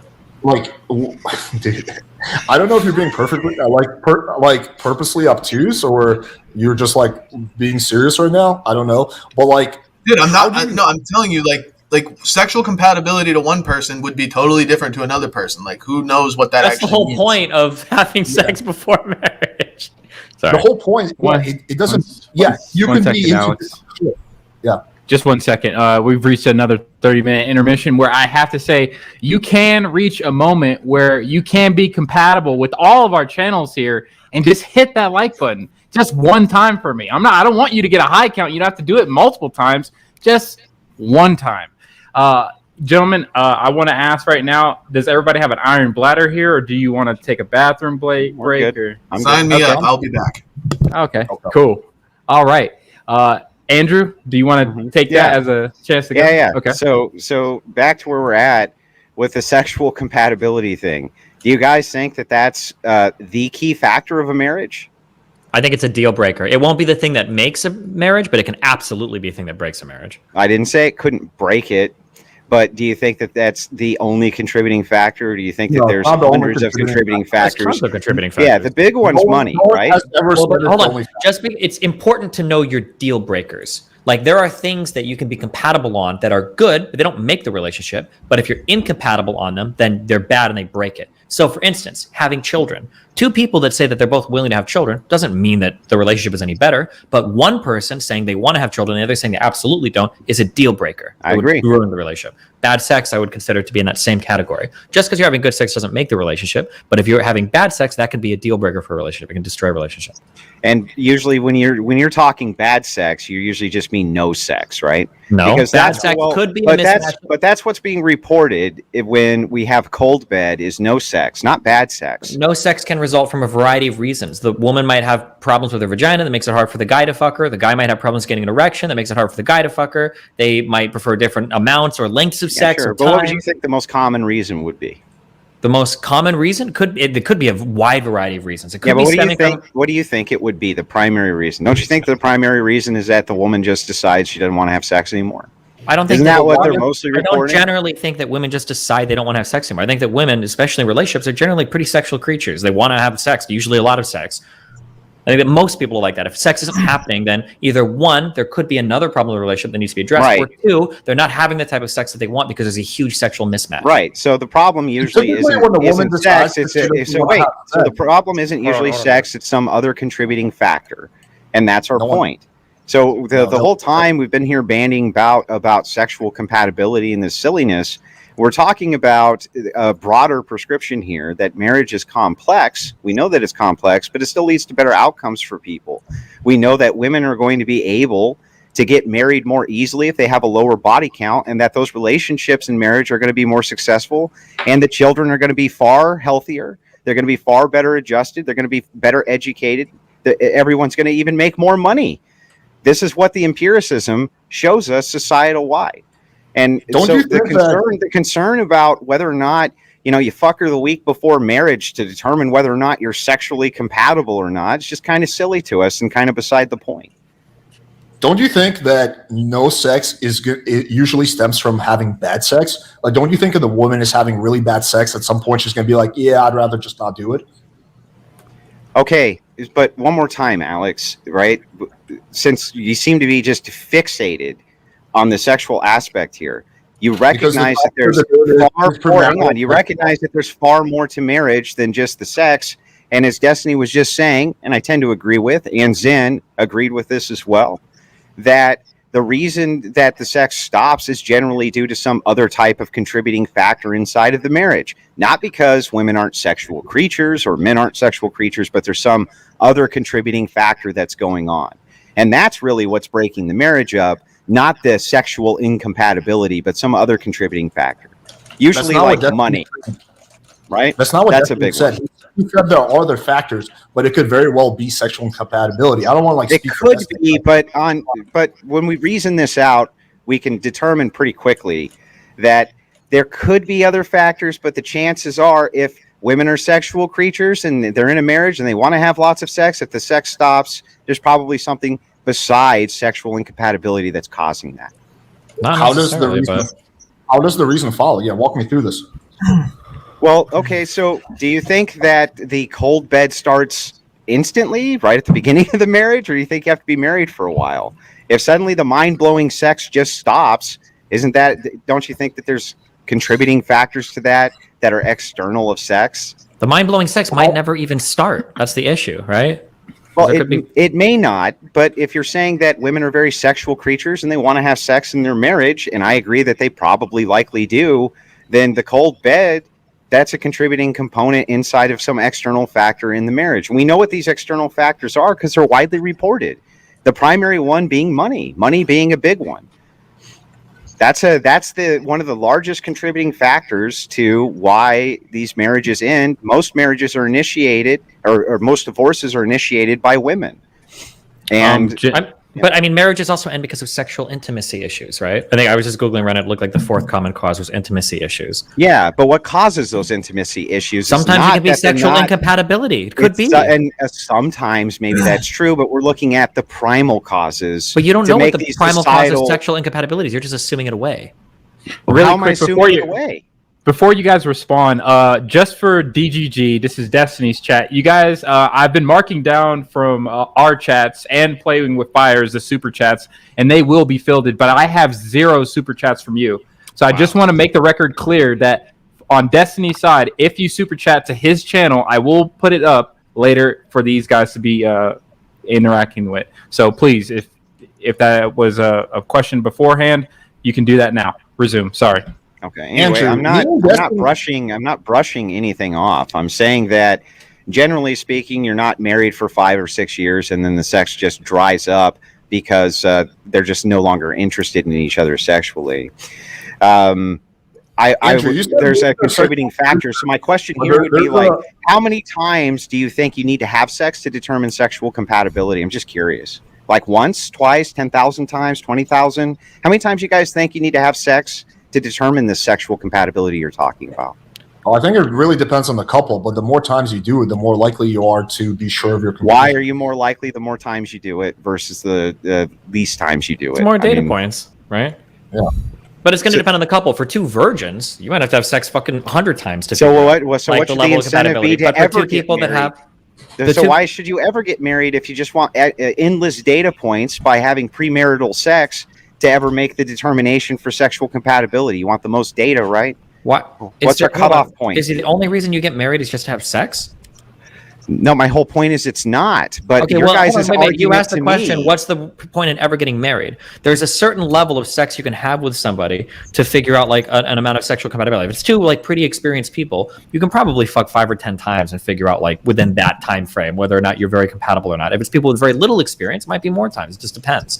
Probably maybe 5 times or less to know if you're really compatible with somebody that has a lot of experience. It just depends. So you only need the 10 data points then? Why not 1,000 data points first? Andrew, this graph is probably going to look like it asymptotically approaches some point where doing it 1 time is really big, 2 times is pretty big, 3 times is kind of big, and the difference between 999 and 1,000 is not going to be as big. So it's all I gave you a specific number. You asked me, and I gave you a specific number. I said 5 to 10 times worth of experience. But maybe less than 5, and now you're running back to that. So but you're not justifying it. You're just like making shit up as you go. I mean, like, if you want to write fanfics about having sex, if that's what you want, we can turn off the camera so you can take your dick out and start jerking off. If you want me to describe the encounters to you, like I don't know how deep you want to get into the actual conversation. Calm down, Andrew. This is sort of like asking if you're a business person, why would you ever hire someone when you can just keep interviewing them and get more data points? At a certain point, you feel like you're confident enough that you've interviewed this person enough, you've talked to him enough that you can safely hire him. It might still be the wrong decision, but you're better off hiring someone that you've interviewed a few times than someone that you've never interviewed. It's the same argument. Okay, so again, though, what you're really saying here is like, look, for you, there's some type of deal breaker that goes on with this, what you guys call sexual compatibility. This is the crux of your argument, even though, as Destiny listed out, it's like number 4 on why marriages go south. We have all the other contributing factors for why marriages go south. But even if we're just focusing on the sexual compatibility aspect here, Destiny says 5 or 10 times is enough for you to determine it. So not just 1 time, not just 2 times, not just 4 times, 5 to 10, that's probably enough data points. But you can't justify why that's enough data points. You just kind of like says, I just intuitively think so. And I mean, it's not okay. If you really want, we can have more conversations about it if you want. Do you want to have a really deep conversation about sex, Andrew? Is that what you want? Because we can do that. So this is where you guys took the conversation. So one time with a person is probably not enough to know genuinely how they feel about sex. Why? For a variety of reasons. Yeah. Because oftentimes the first time there's going to be some nervousness when you guys are both getting to know each other. You might be too scared to broach a more extreme fetish or kink, or there might just be like the general nervousness that impacts the performance. So one time is probably not enough. I think Alex maybe would agree that one time, like, people could be nervous or jittery or whatever, for whatever reason. How many times is enough, though? I want to get to the 5 points. I'm talking you through it, Andrew. I'm getting there, okay? Maybe it's a woman that's generally like pretty nervous about hooking up with new guys. So maybe the first time she does it, maybe she needs like a glass of wine or something first, just to kind of like loosen up a little. Maybe by time 2, maybe she decides to drink again, in which case, she's a little bit loose. Maybe you need 3 times before you have completely sober sex where nobody's doing anything. Maybe the first 2 times are done like either in a hotel or a neutral spot, and you guys aren't in either person's home yet. So you don't know what they're like in a more relaxed environment. So maybe it's like 2 or 3 times. Maybe by time 4, maybe you're introducing other things into sex you didn't do the first time. Maybe somebody likes anal. Maybe somebody likes restraints. Maybe somebody likes hair pulling. There's something like that. You probably aren't going to pull out your entire fucking arsenal on night 1. All of those things they learn from porn, for the record. And by the way, this is fucking funny as hell, because you just make shit up as you go. You're like, well, maybe this, maybe that, perhaps this, maybe this. This is why too. Our data point, the reason we absolutely must have 5 to 10 times for our data points is because of all the perhapses and maybes that I can Andrew, come up how with. many conversations do you need? Hold on. How many conversations do you need to have with a woman before you know if you're going to marry her? I have no idea. I think it fluctuates drastically. Why can't I just give you that argument for sex then? You could, but that at least would be a fucking argument, not this arbitrary. That's not it. What you just gave me isn't an argument. You said not this arbitrary point of how many times to determine compatibility. Well, it takes 5 to 10 times to determine compatibility. Because you're pushing me on an exact story number that I just made up. You're pushing me on an exact number. If you were to push me on a thing where it's like, how long should you date somebody before getting married? I'd probably say, fuck, I don't know. Could be anywhere from I'd say 6 to 18 months. Really depends. 6 months would be at the absolute lower bound of that. 18 months, I think by a year and a half, assuming you're living together, probably you're going to have a good idea if you're compatible for marriage or not. Maybe it's 2 years, right? But I'm not going to be able to define you. Oh, well, how many conversations is that? How many times have you guys gone to the grocery store? How many times have you watched a movie together? I'm not going to be able to give you, bro, relationships are an ultra macro thing with 50 million variables involved. And so is sex. Thank you. That's our whole point about marriage. No, it's not, because you're pushing trying to keep everything in a vacuum. And you're like, within this vacuum, if we're talking inside of this vacuum, then shouldn't you always have sex before marriage? It's just absurd on its face. And so when I ask you for specifics, I tried my hardest. When I ask you on the specifics for the compatibility, you just go all over the place, right? You start motor mouthing instead of giving us answers. True. Absolutely. All right. So really quickly, we can keep going on the sexual compatibility route, but we've been going on it for a while. Do you guys want to still stay on this? Or I can take us down a new avenue on the same topic. It's the same. The question of sexual compatibility. So you guys want to continue with the sexual compatibility? Because there's something I want to explore, and I don't exactly know how this is going to go. So don't take me. I'm not trying to. I'd like to make one more point before we explore whatever Zen wants to explore. And then we can go down this road. Okay, so Andrew, I think you're being a little bad faith right now, because that's literally what Destiny was doing the whole time. This is sort of like asking being bad faith. Yes. This is sort of like what? Nothing. I was just messing with you, Alex. Go ahead, man. No, I said Andrew, not Destiny. That's what Destiny was trying to do the whole time. I don't know. No, you said Andrew. I think you're being bad faith, because that's what Destiny's been doing the whole time. And I was like, yes. So I was joking. It was a joke. I was kidding. Relax. Yeah, I got you. What I meant was, you know what I mean. But anyway, so that's sort of like asking a potential employee, well, how many times are you going to interview a potential job prospect? Well, is it going to be 2 or 3 times, right? It just really depends. So that's like not really an answer, question you get a straight answer to. But I want to follow again this logical trail. I know I've laid it out a few times, but once again, very simple, very straightforward. And your guys' answer keeps kind of changing on this, so I want to lock this in. So you say that sex is an important part of marriage, even if it's number 4, it's still an important part of marriage. You can increase your chance of finding out if you're sexually compatible by having premarital sex. And even if you have premarital sex with the girl you plan on marrying, it doesn't increase your divorce rate. So what is the drawback of having premarital sex if you plan on marrying? It does increase the divorce rate. That's what Zen told you. With empirical evidence, we can determine that if you've had sex before you get married, your chances of divorce, even with the same person, your chance of divorce do increase. Zen in chat, just curious. I just want to say. So you think that just fucking the girl before marriage, that increases the likelihood of her divorcing you? Yeah, that's what they're saying. Yeah, I think it's likely. Yeah. Well, not likely. Why do you think that was what your study said? Well, why do you think that is? Like, what do you think? You're like changing her brain chemistry by fucking her before marriage? Well, yeah, in a sense, I think you do change a woman's brain chemistry by fucking her before marriage. I think that sex, for women especially, the intimacy that's involved, there's a sacred aspect to it, at least early on in their lives. Now, I think maybe in the year 2022, some of that has been kind of filtered out of society, and I'm sure that the Coomers absolutely love that. But we'd like to get back to a place where women thought it was a little more sacred. Well, what I was gonna say is like regarding like the sexual compatibility thing and like intimacy being a reason for marriage or relationships failing, whatever. Wouldn't you guys agree that people not being satisfied with their sex life is because they are looking outward and seeing other people presenting their sex lives, whether it be through porn or just through just mainstream, whatever, Alex's YouTube channel, the red pill pickup artist manosphere type shit, which is just pressing casual sex and promiscuity on the whole population. When people look outward and see all this sex occurring around them and they feel almost constrained in their marriage, and maybe that's why they might feel like their sex life is not satisfactory. But if we had a society where sex wasn't such a prominent, hobby for society to partake in, people wouldn't feel like their sex life is lacking because they wouldn't be. They just wouldn't see it all around them. They would just have. Yeah, but the problem is I don't think this is a good argument for keeping it, because we could make the same argument in a ton of other scenarios that have happened that people don't know. Like, for instance, like what if a woman didn't know that it was normal in a relationship for a man to not like smack her, or for a man to not scream at her? Or what if a man didn't know that you could have a normal relationship where the woman isn't breaking all of his shit, right? Well, we could argue that they're more likely to stay in those relationships to try to keep them working. But like, is that a good argument for them staying in those relationships? Do we really need to hide information from people so that they feel better in their relationships? Isn't that an argument that we're hiding information that they should have available? But you're not hiding information. Society is going to make a promotion against those types of things. For instance, smacking a woman, for instance, society would promote against that.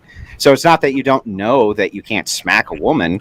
It's just that we're not putting the rhetoric and the imagery in your head all the time that smacking a woman's okay. This is going to apply to sex as well. There's no doubt. I mean, you guys aren't really going to argue the point with us that since, OnlyFans and the explosion of pornography on the internet and the rewiring that it does to people's brains has not had a significant environmental effect on children that are being raised in the current society and their viewpoints on sex. I mean, of course it has, right? Viewpoints on sex, I think in some ways our viewpoints on sex are way better than they were before. Well, whether or not that's true, I'm not asking whether or not you think that's a good or bad thing, but just that it is true that those environmental factors have indeed significantly changed the viewpoint. Yeah, they've changed it, but I would say in a lot of ways for the better, for way better. Well, yeah. If people kept their sex lives in the bedroom primarily, like if most people kept their sex lives in the bedroom, don't you think couples like men or whatever would become less envious of other people's sex lives and not feel as dissatisfied with their own? Wouldn't they be more satisfied? I don't think that's a good. I don't think I ever want to hide things from people because they could see something better otherwise. I don't think I necessarily. So you don't have any problem with assless chaps and pink pussy hats at a pride parade where there's kids around. You don't see any problem with that. Yeah, I think we should fuck everybody. Kids and everybody should be having sex. It's actually that's what follows from what you just said, dude. It's only your world or the world where children and geriatrics are having sex with each other. You got me. I fell into the trap. I didn't even realize that you got me on You pedophilia. I didn't even realize instantly. You got me right there. I fucked up so hard. Fuck me. I know your irony brewing right now, but yes, you did fuck up. What you just said, it follows that we should just have basically naked sex parties in the streets with kids around watching because we shouldn't hide anything. You shouldn't hide it. Oh, wait, hold on. Wait a second. A guy smarter than me just emailed me and he said, Destiny, if I was you in this debate right now, what I would probably argue is that there's some level of sexual openness and there's some level of sexual closeness and that there's probably some middle ground in between this that's better. Where in the past we were too sexually closed and maybe right now we could argue we're too sexually open, but it doesn't have to be a binary thing like Zed Shapiro is disingenuously presenting it as. That was who was the lifeline who emailed you? It was just me talking. I made that up. Oh, okay. Joke. Sorry, Andrew. I was actually thinking that the whole time. Yeah. Was it a joke? I don't know. Don't you think there's like some reasonable middle ground? No, it's got to be child fucking, or people's eyes are averted from every sexual thing in society. That's what Ben said. That's what Zen said. No, but don't you agree? Don't you agree that when we promote all this sexual, like it doesn't even have to be promiscuity, but just the sexual lifestyle in society today? Don't you agree that that kind of increases people's triggers and emotions? You're making a fundamentally toward sex, toward what they would deem to be satisfactory sex, whether through porn and movies and music or whatever. We're not arguing that right now. You're arguing right now that it's gone too far, but the argument is whether it should exist at all. I think it should exist to some extent. We should talk about sex more publicly and even have things like porn. Now, if you want to argue if it's gone too far, to some extent, we could probably say, yeah, it has, probably, for sure. But that's a different argument than should it be there at all or not. If you want to argue whether it's gone too far, we could, but then you've already conceded to me that, like, okay, yeah, maybe some amount is good, but it's gone too far. But I don't think that's what you want to argue. Hang on, that's the problem, is that if we say that there's some middle ground that we can't identify, well, then it's all going to fall arbitrary, and we're going to end up with what I just suggested earlier, unless we have a different foundational principle that doesn't allow for it at all and says everybody's sexual activity should stay in the bedroom. You can talk about sex, but I'm talking about promoting sex, which is what we're seeing in media today. Why does it have to be arbitrary? Why can't we like draw some lines in the sand? Where's the line? I don't know. We'd have to figure it out. You think we should have some reasonable line that we draw when it comes to pornography? Yeah. So, for instance, should children? Am I going to get to finish a single sentence? Yeah, the fuck out the entire time. Right. Okay. Sure. So, should children be allowed to watch porn? Probably not. I think it's an okay rule. So that's one line we could draw. Should there be special areas reserved for pornographic materials? So, for instance, some bars are titty bars and most bars are not. That's probably an okay line to draw. Should it be the case that you could access, so this would be a different regulation. Maybe all porn should require at least like a 1 cent charge on a credit card to access. That could be a line that we draw. That would probably severely limit the amount of porn available to people today. Should porn require an ID upload? I think they talked about in the United Kingdom making that requirement. That could be a line. These are all things that we could argue about that would be reasonable lines, or maybe too far or not far enough that we could put.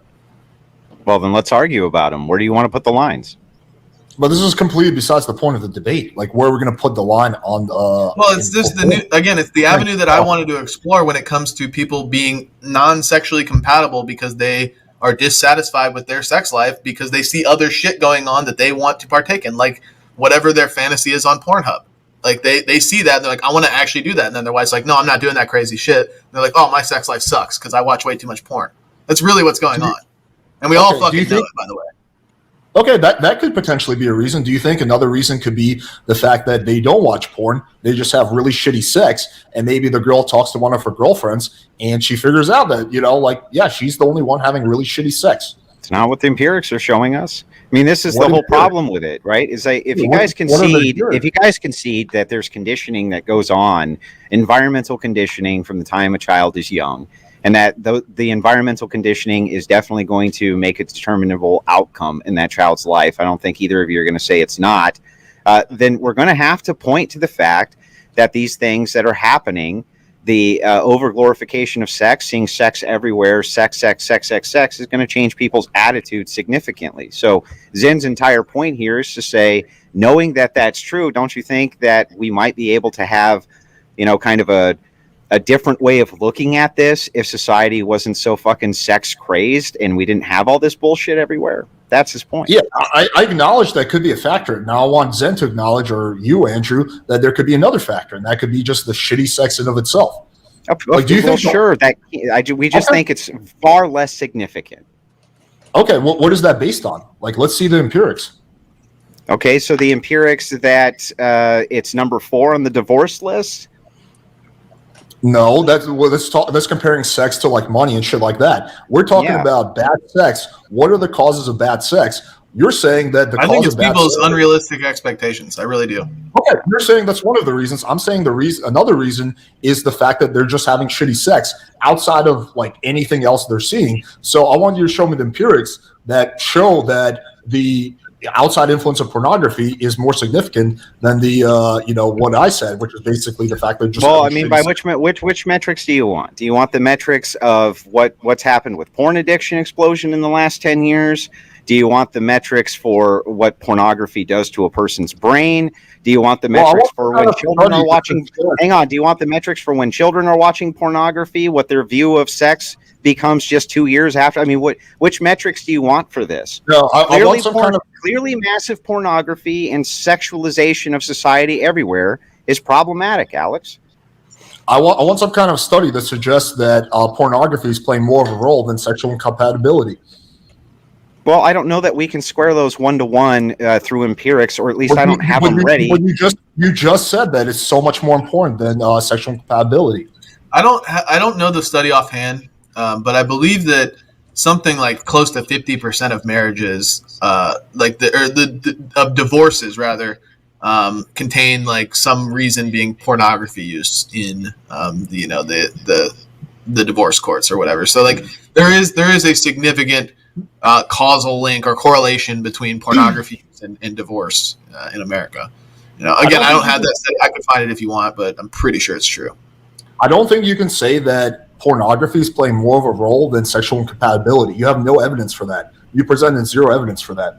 Well, don't you agree? Just humor me here. If there's a guy who's married to a wife and the wife is generally pretty modest, she'll do most things within the standard. She'll do blowjobs or whatever. But she let's say she draws the line at anal in threesome. She won't allow threesome. But then the husband. His entire fucking search history is anal and threesomes on Pornhub, and all he wants is fucking anal and threesomes from his wife, but she won't give it to him. Don't you see why you would call that sexual incompatibility caused by his porn fetish? I mean, or at least deeply correlated to his porn fetish. I mean, this is just an example of how that could occur, and because so many men watch porn, and because porn is so absurdly unrealistic and causes all these unrealistic expectations on men, that it could result in a lot of sexual incompatibility. It's actually, I mean, you can just reason it logically, but go ahead. Well, sure, porn could play a role. Also, just the simple act that they're not sexually compatible could also play a role outside of any porn. Maybe neither one of them is watching porn. Could you foresee a situation where two people get married without having sex, neither one of them watches porn, and they just have totally different sex drives, they have totally different sexual interests? Like that could also happen. It could happen. Yeah, I'm sure it could happen. But I just think it's a lot easier to make it work when you're not being influenced by all these external absurd factors like porn. Yeah, probably too much porn use is bad. Sure, I don't think anyone's arguing against that. Okay. I think any porn use at all is bad. But yeah, no. Okay. I don't see how that ties into the argument at all. I mean, it kind of ties in the sense of like porn and all the sexual promiscuity that's promoted in the media and in just everything mainstream today by normies is essentially due to the fact that premarital sex is considered normal. People that are, I think abstinence is like sub 10% of the population at this point. In 2022, like less than 10% of people remain abstinent until marriage. It's not common. But because everybody's promiscuous, everybody has premarital sex, everybody's into this stuff, it's popularized by porn, it's popularized by media. There's all these factors that go into all these things that then result in sexual incompatibility. But if we get rid of all this influence, there's nothing that people are going to have a reference to say they're sexually incompatible, because all they're going to know is what they have with their partner. And if it's done the way that BPF and I prescribe, it's not just about how good the sex is. There's so much more to a marriage and to a relationship than just how good it feels when you stick your dick in her hole. Like, that's ridiculous, dude. Hang on, Alex. We know that these societal trends and norms occur. We can look at a country like Japan, for instance, where there's some normalcy there where after marriage, sex is only used for reproduction, period. And then the woman wears the pants in the household and gives an allowance to the husband. It's a big joke there. And that's led to a lot of the young men checking out, not just that reason, but that's one of the reasons for them checking out and becoming herbivores. And what a herbivore is a Japanese kid who checks out of the dating scene. But that's a cultural norm that's there. So these things are environmentally influenced in a big way, is all we're saying. And we know that this culture right now does not frown on premarital sex at all. So what we're saying is like, maybe they ought to a little bit. Maybe we ought to bring some of this madness back. Yeah, I mean, I could totally foresee a society if let's say we ban porn, we ban any kind of erotica or sex writing. I still think you're going to get situations where a married couple realize they're sexually incompatible and then they get divorced, right? So I don't think you're going to solve the problem just by getting rid of porn. You can't solve anything completely, dude. Like there's always going to be unforeseen circumstances. We're just saying that there's these kind of factors we can point to that I would argue do lead to people's sexual expectations becoming higher than they should be otherwise, because porn is unrealistic. We could also point to sexual incompatibility and people not having sex before marriage and not finding this shit out and then getting married and realizing they have absolutely nothing in common in the bedroom. Like, I know it's kind of anecdotal, but I'll use my cousin as an experiment. This is a true story. My cousin got married to a chick he barely knew, right? And when we asked him, why is he getting married so fast? He's like, oh, I really want to have sex. And in the Bible, it says you shouldn't have sex until marriage. We're like, okay, dude, interesting plan. 2 months later, they got divorced, right? What do you think he could have done to make that relationship better, to avoid getting divorced? Okay, before you guys answer that, here's what he could have done. No, wait, stop, Andrew, stop. Okay. Last intermission is the last 30 minutes, last half hour of the debate. Thank you guys so much for watching. Remember, send in your questions via super chat to any of the channels. I've been tracking them so far. Destiny, just to let you know, your super chats have now started coming in. I got them. I just missed one for $50 that I can't see anymore because I don't have access like that. So if you could send it in the private chat and I'll field it later. Thank you. Gentlemen, continue.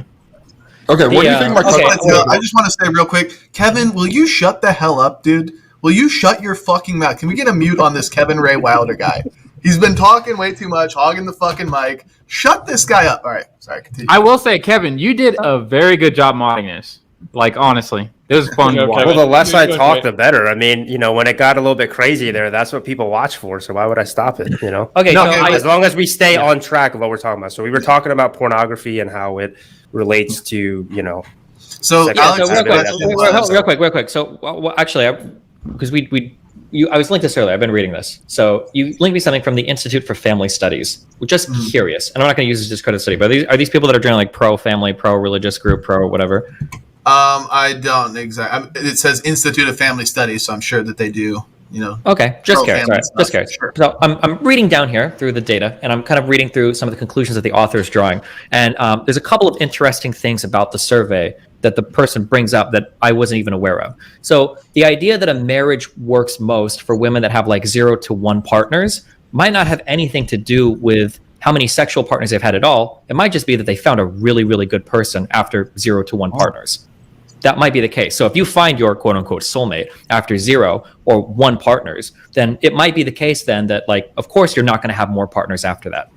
But the interesting trend that they point out is that your chances of that marriage lasting increase from 2 to 3 partners and increase from 3 to 4 to 5 partners. So having more partners after that actually shows a decrease. So if you've had sex with 1 or 2 people, you're better off trying 2 or 3 more people, and you actually have more success. And but it does say that the highest success is 0. The longest lasting marriages are with 0 partners, and that's correct. But the person writing this article doesn't mention anything about how the reason why is the reason why is because she hasn't had sex. So that's all a study or a survey is just they're just pointing out the data. If we trust them to gather the data, we should look at their analysis of the data as well. So he says, my best guess rests on the notion of overemphasized comparisons. In most cases, a woman's 2 premarital sex partners include her future husband and 1 other man. The second sex partner is firsthand proof of a sexual alternative to one's husband. These sexual experiences convince women that sex outside of wedlock is indeed a possibility. The man involved was likely to have become a partner in the course of a serious relationship, and women inclined to hook up will have had more than 2 premarital partners, thereby emphasizing the seriousness of the alternative. Of course, women learn about the viability of non-marital sex if they have multiple premarital partners, but with multiple partners, each one represents a smaller part of a woman's sexual and romantic biography. Having 2 partners may lead to uncertainty, but having a few more apparently leads to greater clarity about the right man to marry. The odds of divorce are lowest with 0 or 1 premarital partners, but otherwise, sowing one's oats seems compatible with having a lasting marriage. And then they go on to talk about how there are people that have many partners, so 10 plus. However, they also point out a lot of confounds with that. And they say, for instance, people who suffered childhood sexual abuse are more likely to have extensive sexual histories, and childhood abuse also increases the odds of a problematic marriage. Andrew, mute your fucking phone. All right.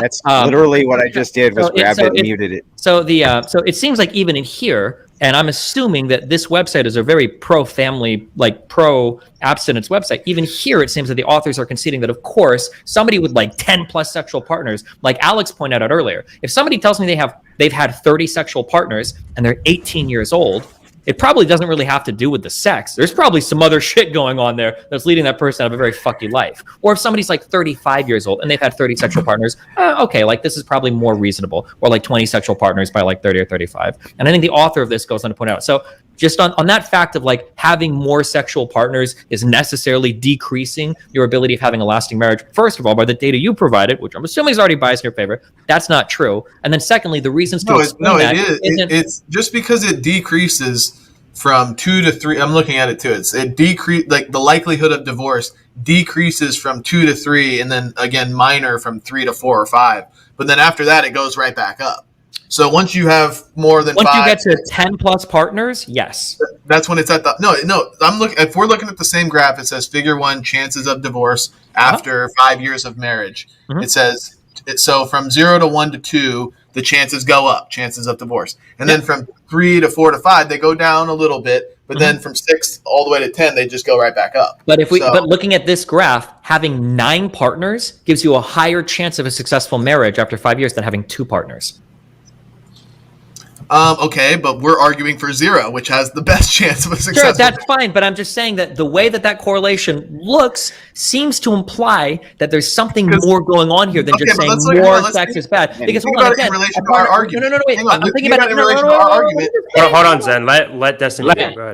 Let him go. Yeah. You're just what you're doing is you're just looking at the graph and you're not reading what the author has said about the graph, what they've typed about it, and then 2, you're not engaging with why the numbers might look the way they do. So, for instance, if I look at somebody with 0 or 1 partner, right? Maybe it's the case that when you were 18 or 19, you fucking found your fucking soulmate. This is like, holy shit, this is my greatest partner ever. That's amazing. And then you get together with that partner and then your marriage sticks forever. But if that's the case, then of course you're going to have a successful marriage with only 0 or 1 partner. That you found like the person right off the bat. But just because you could have dated around before finding that person doesn't necessarily mean that you would have damaged your chance with that person. You're just by virtue of the data, it's probably going to be that somebody with 0 or 1 partner has a higher chance of maintaining a longer marriage. No, because they probably ran into their. That's not just from the data. That was from your own internal reasoning right at the beginning of this debate. And I can give you the timestamp if you want, where you claim that you think that women are going to have the most successful chance of finding the best partner for themselves the lower their body count is. So it's not just from the data.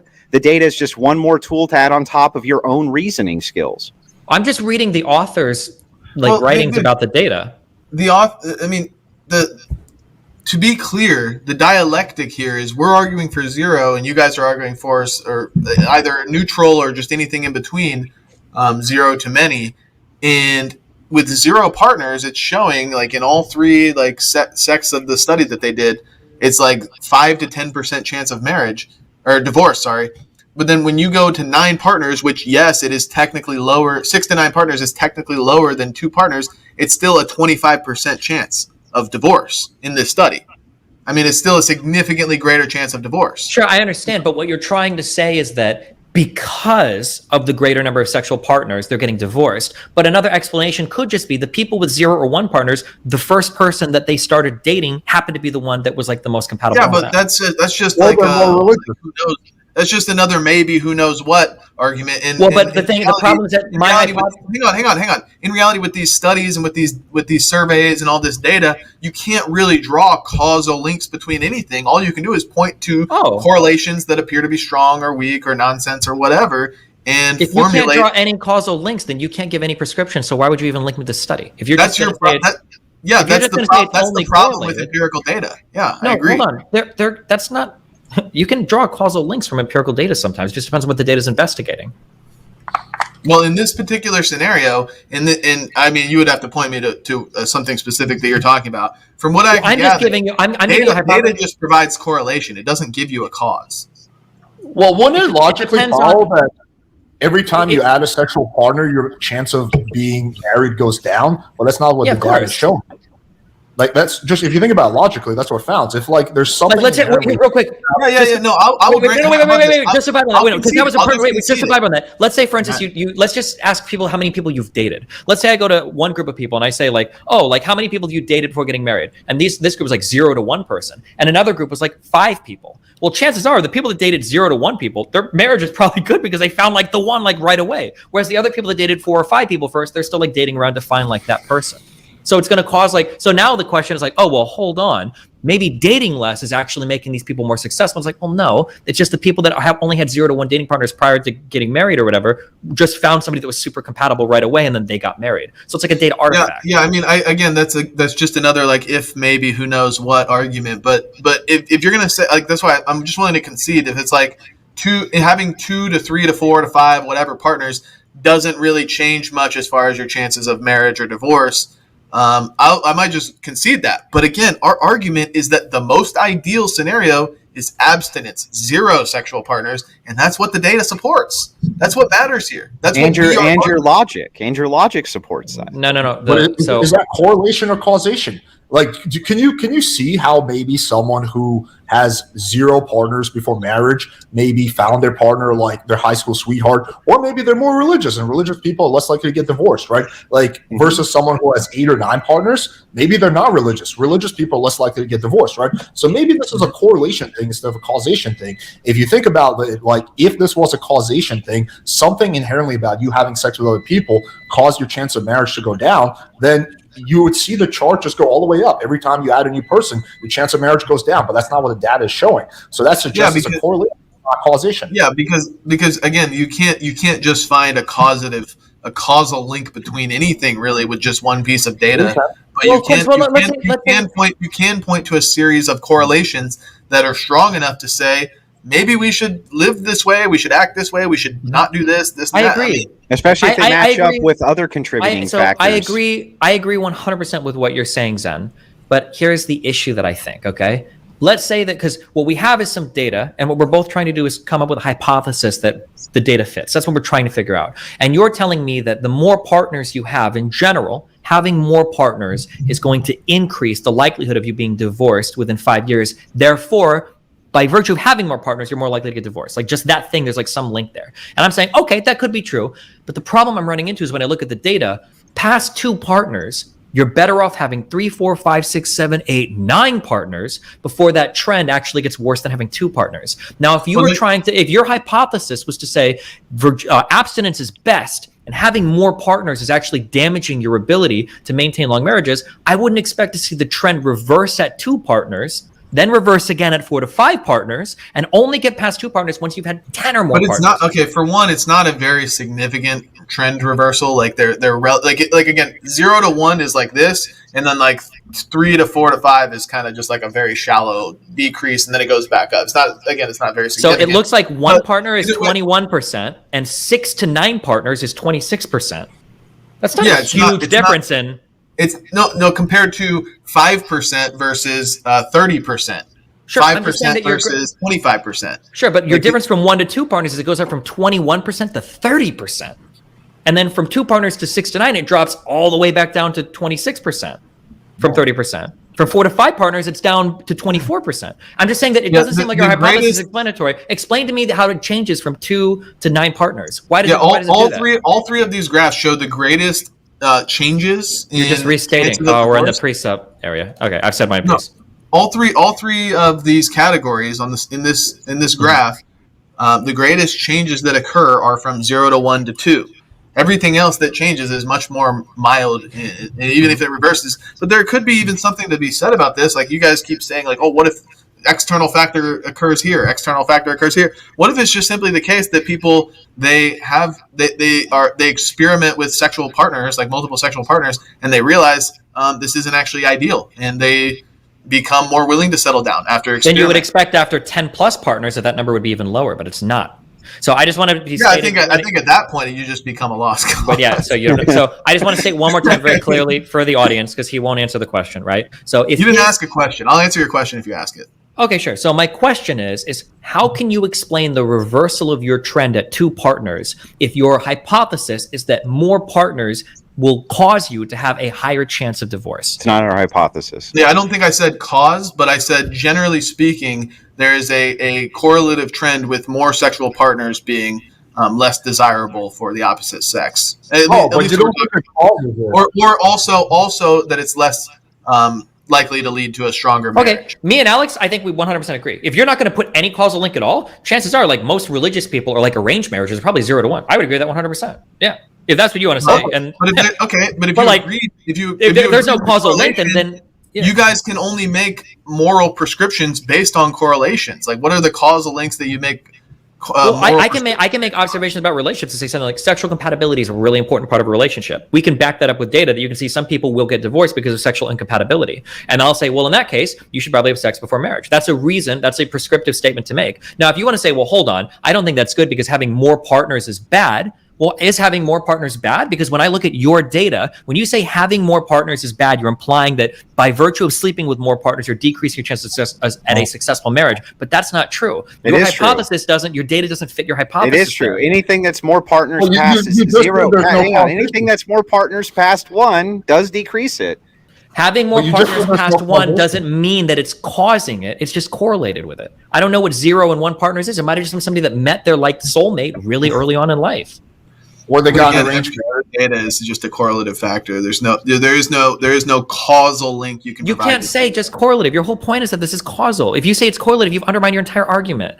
Yeah, your whole point is that having premarital sex is worsening your ability to have a successful marriage. I'm not undermining the argument because that's effectively what every single empirical data-based argument is based on, is just correlation. Like, for example, reasoning.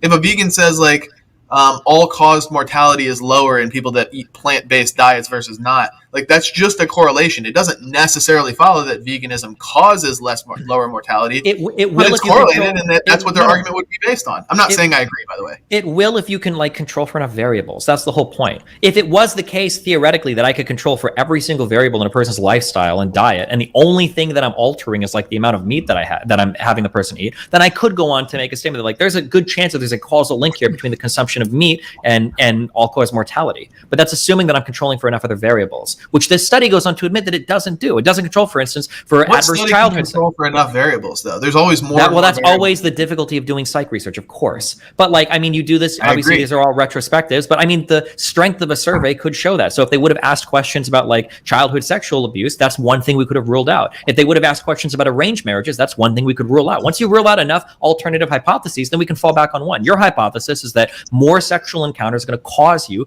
to have a higher chance of divorce. They're just going to lead to more divorce. But I don't think we've controlled adequately for enough variables to really say that. And even the author of your study or the person reviewing it seems to agree that there are other things that could account for it. So, well, do we agree then that effectively, like from what you just said, studies can't prescribe oughts? You can't get an ought from a study. You can't get a moral ought. Well, I mean, that's a human. Yeah, of course. You can't get an ought from an is, but that's not right. So then, I mean, we kind of can. Like, well, then there's no moral argument that can even be made in your guys' worldview. So we're just using.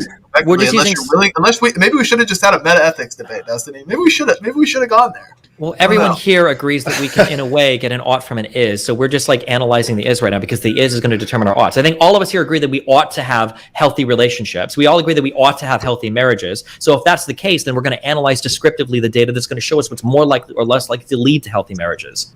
So of course, if we can draw a causal link between more sex, and I think Alex would probably admit this, I would admit this, if you could actually show me that all else equal, just having more sex is damaging a lot of your future relationships, then I would say, oof, I think we should probably pump the brakes a lot then on casual sex, or push people towards having as little sex as possible. But I don't believe that's the case. And I don't think I've been presented with evidence to believe that's the case. Well, don't you think that that's the case via your own reasoning, though? If you think that the more sexual partners a woman has, the less desirable she's going to be for the partner that she ends up wanting to have?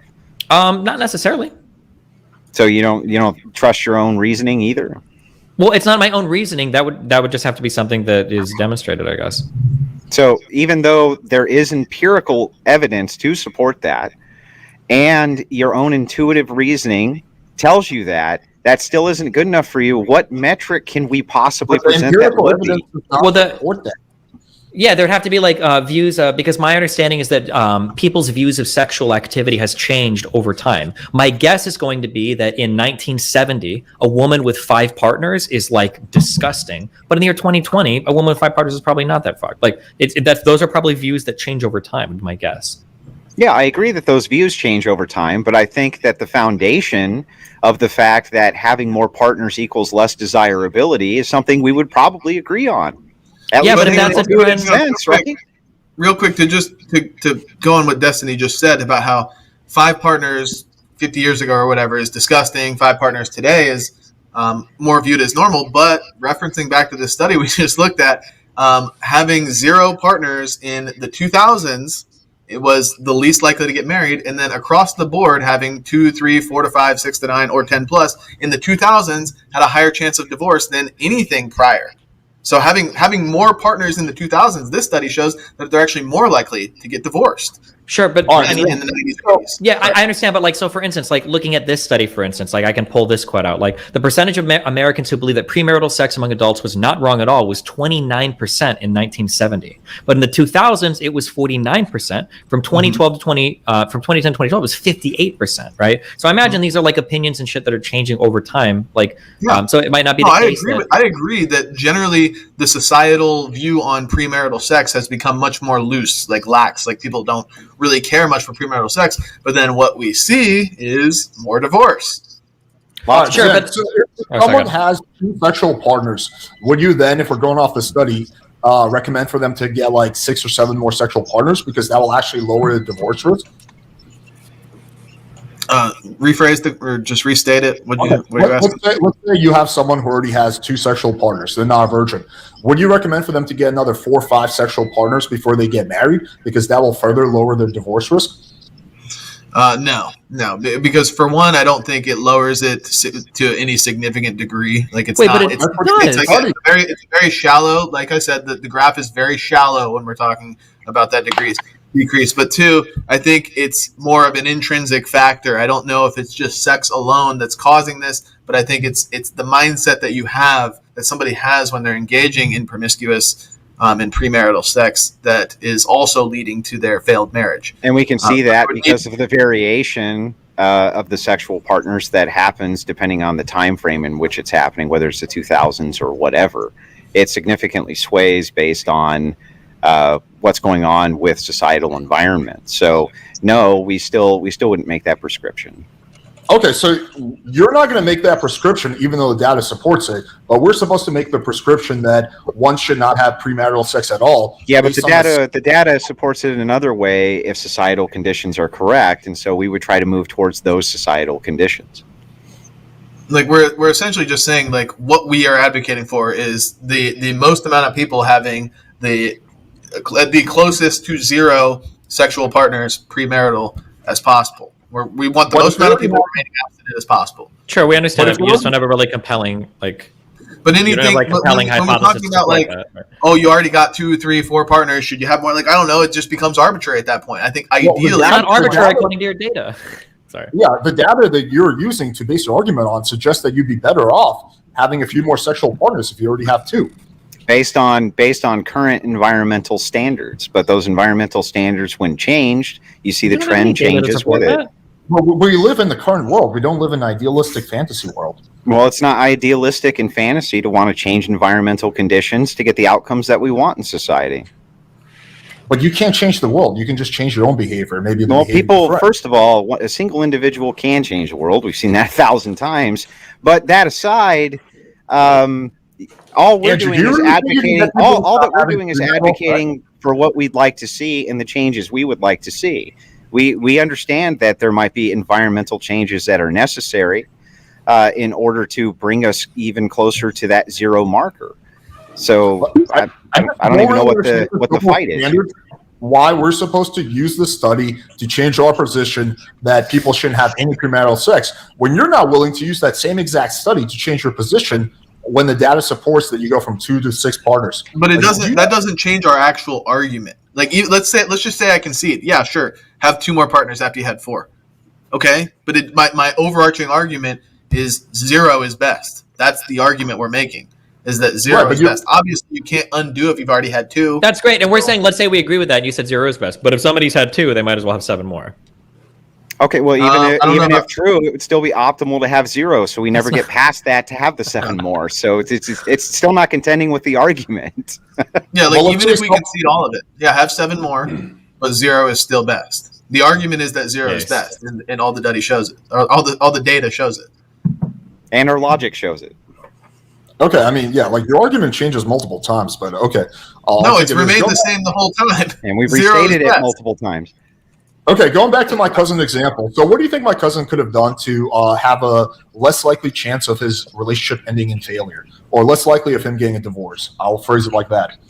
What do you think? There's a lot of things the cousin should have been changing. That's why I said that there's a mindset that goes along with it, but I think that's a totally different subject. If you're going into a marriage, if you're going into a marriage or a relationship at all, just like with the intention of like, I want to have good sex, and that's like all he cares about. What's your certainty that if your cousin had sex with her beforehand, he would still be married? He probably would not get married, and that would be for the better. Okay, so what is your level of certainty that he would not have gotten married? Pretty high. Why? Because clearly the sex was not that good. Okay, so what you're saying is that your intuitive reasoning is telling you that the same intuitive reasoning that tells you that the more times a woman has sex, the less desirable she is to the opposite sex, right? I said just generally. I said to some guys, that will play a role. It also depends on what the number is. I don't really think there's a difference between like a girl having 1 sexual partner and 5 sexual partners. But if we're talking about between like 100 sexual partners, yeah, that can be a red flag for a good amount of guys. But not 50? I don't know. I mean, that's a little bit less than 100, a little bit more than 5. Yeah, I mean, like there's levels to it. Okay, so then your logic tells you that basically every single time a woman has a new sexual partner, her chances do decrease for her being able to net the person that she wants, right? No, I think it's like a threshold thing. It's like you can drink and drive until a certain point, and then you've reached that threshold, and then you can't drink and drive. I think what's the threshold then? Well, it depends on the guy. Well, I mean, so what do you think generally it is? Like 6, 7? I really don't know. I can only speak. Right. You don't know, but what you do know is that you do think that it's less desirable the more sexual partners a woman has for most men, probably. There is some type of threshold there, at least for most men. Even if it's 10,000, there is some threshold somewhere, right? And you can't get to that threshold if you're not having sex with multiple men, right? Therefore, every single time you have sex with a new woman has sex with a new man, this is going to lead her one step closer to that threshold, and that would be bad, Alex. Not if she doesn't reach that threshold. And also, even if she does reach that threshold, there's still going to be plenty of guys who are down to marry her. So I don't think she's going to be hurting at all. You can have a chick with 500 bodies, and there's still going to be guys lining out of the door to marry her. So yeah, I don't really think that's going to impact her chances in a drastic way. Why do you think that there's going to be guys lining out the door to marry like an ugly chick who's had lots of sex with lots of guys? Like the chick the chick that you take home from the bar at the end of the day because nobody else wants her or whatever, Alex. Well, I never said she was ugly. You just added that condition in there. Yeah, well, that's why I'm asking you. What if she's ugly? Do you think that then it drastically decreases her chances the more body count she has? I think her being ugly is going to play more of a role in her body count. Really? Yeah, I do. For so sure. you don't think that like an ugly woman offering up virginity, for instance, would be far more valuable than an ugly woman who also is like, very promiscuous? No, I'm Than a saying pretty that, woman that's promiscuous, right? yeah. I think a pretty woman that's promiscuous will do a lot better in the dating marketplace than an ugly woman who's a virgin. So, again, though, if an ugly woman has just 10 sexual partners, don't you think that still would be less desirable for a man than an ugly woman who's had 0? Depends on the guy, but I think again, 10 is probably. I think if we say low. like all else equal, it's probably less desirable. Sure, if all else is equal. Thank you. All else equal. That's all I was asking. I think there's still going to be a line out the door to marry that chick. So even if she's ugly, even if her body count is 10, so I don't think her life is going to be impacted in any negative way because of that. Okay. Let me ask this question. Okay. I'm sorry. You can't. All else being equal, there's no way fairly to end this, but the time is up, gentlemen. So now we're going to move into closing statements. BPF and Andrew and Zen get to do the last one since they had to get the second one on the first round. So Destiny and Alex, you can go first. Whoever wants to go first for their closing statement, you have 5 minutes. Destiny, you want to go first? I mean, I can do it if you want, but no, do we both get closing statements or just one of us? Yes. No, you both get both. Okay, I'll go first. I'll try not to use my whole 5 minutes here, okay? I didn't know that I was going to have to give like a detailed breakdown on sexual interactions. That's my mistake. I want to apologize to everybody here that I wasn't prepared with my erotica fan fiction in order to describe the difference between good sexual encounters and bad sexual encounters. I'll make sure that next time I come, I've got some good wank material for everybody here so that we can talk specifically about what that means. And then I'd also like to point out that the hypothesis given to describe how the data fits on the one study that Zen and Andrew provided, I don't believe was sufficient to prove that there is a causal link between having more sexual partners and having a higher rate of divorce. And if they're going to concede that there is no causal link, and we're going to say that it's all corollary, then I'll say, of course, it's the case that somebody that's only had 1 or 0 sexual partners has less of a chance getting divorced because that person's probably only dated 1 or 0 people, and they found somebody highly compatible in their first or second partner. And if that is the case, then of course they're going to have less sexual partners, and of course their marriage is going to be more likely to succeed. But that doesn't mean it's more likely to succeed because they had less sexual partners. It just means they happen to run into the person that they really love after dating 0 or 1 or 2 people. Yeah. Thank you, sir, for being very concise. I will hand it now over to Alex. Go for it, sir. Yeah, I mean, I agree with what Destiny said. I will just add that Zen and Andrew concede that sexual compatibility is at least somewhat of a relevant factor in determining the success of a marriage. And Zen, at least himself, said that you can increase your likelihood of finding out if you're sexually compatible by having premarital sex. So if you just follow this very simple logical train, then if you want to have long-lasting marriages, which is what Andrew and Zen want, and sexual compatibility is a factor that plays into it, and you can find out your sexual compatibility by having premarital sex, then what should you do? Oh, have premarital sex. Awesome. Gentlemen, on the right side, you can choose either of you to go first, but it is now your turn for closing statements. You can go first, then. Okay.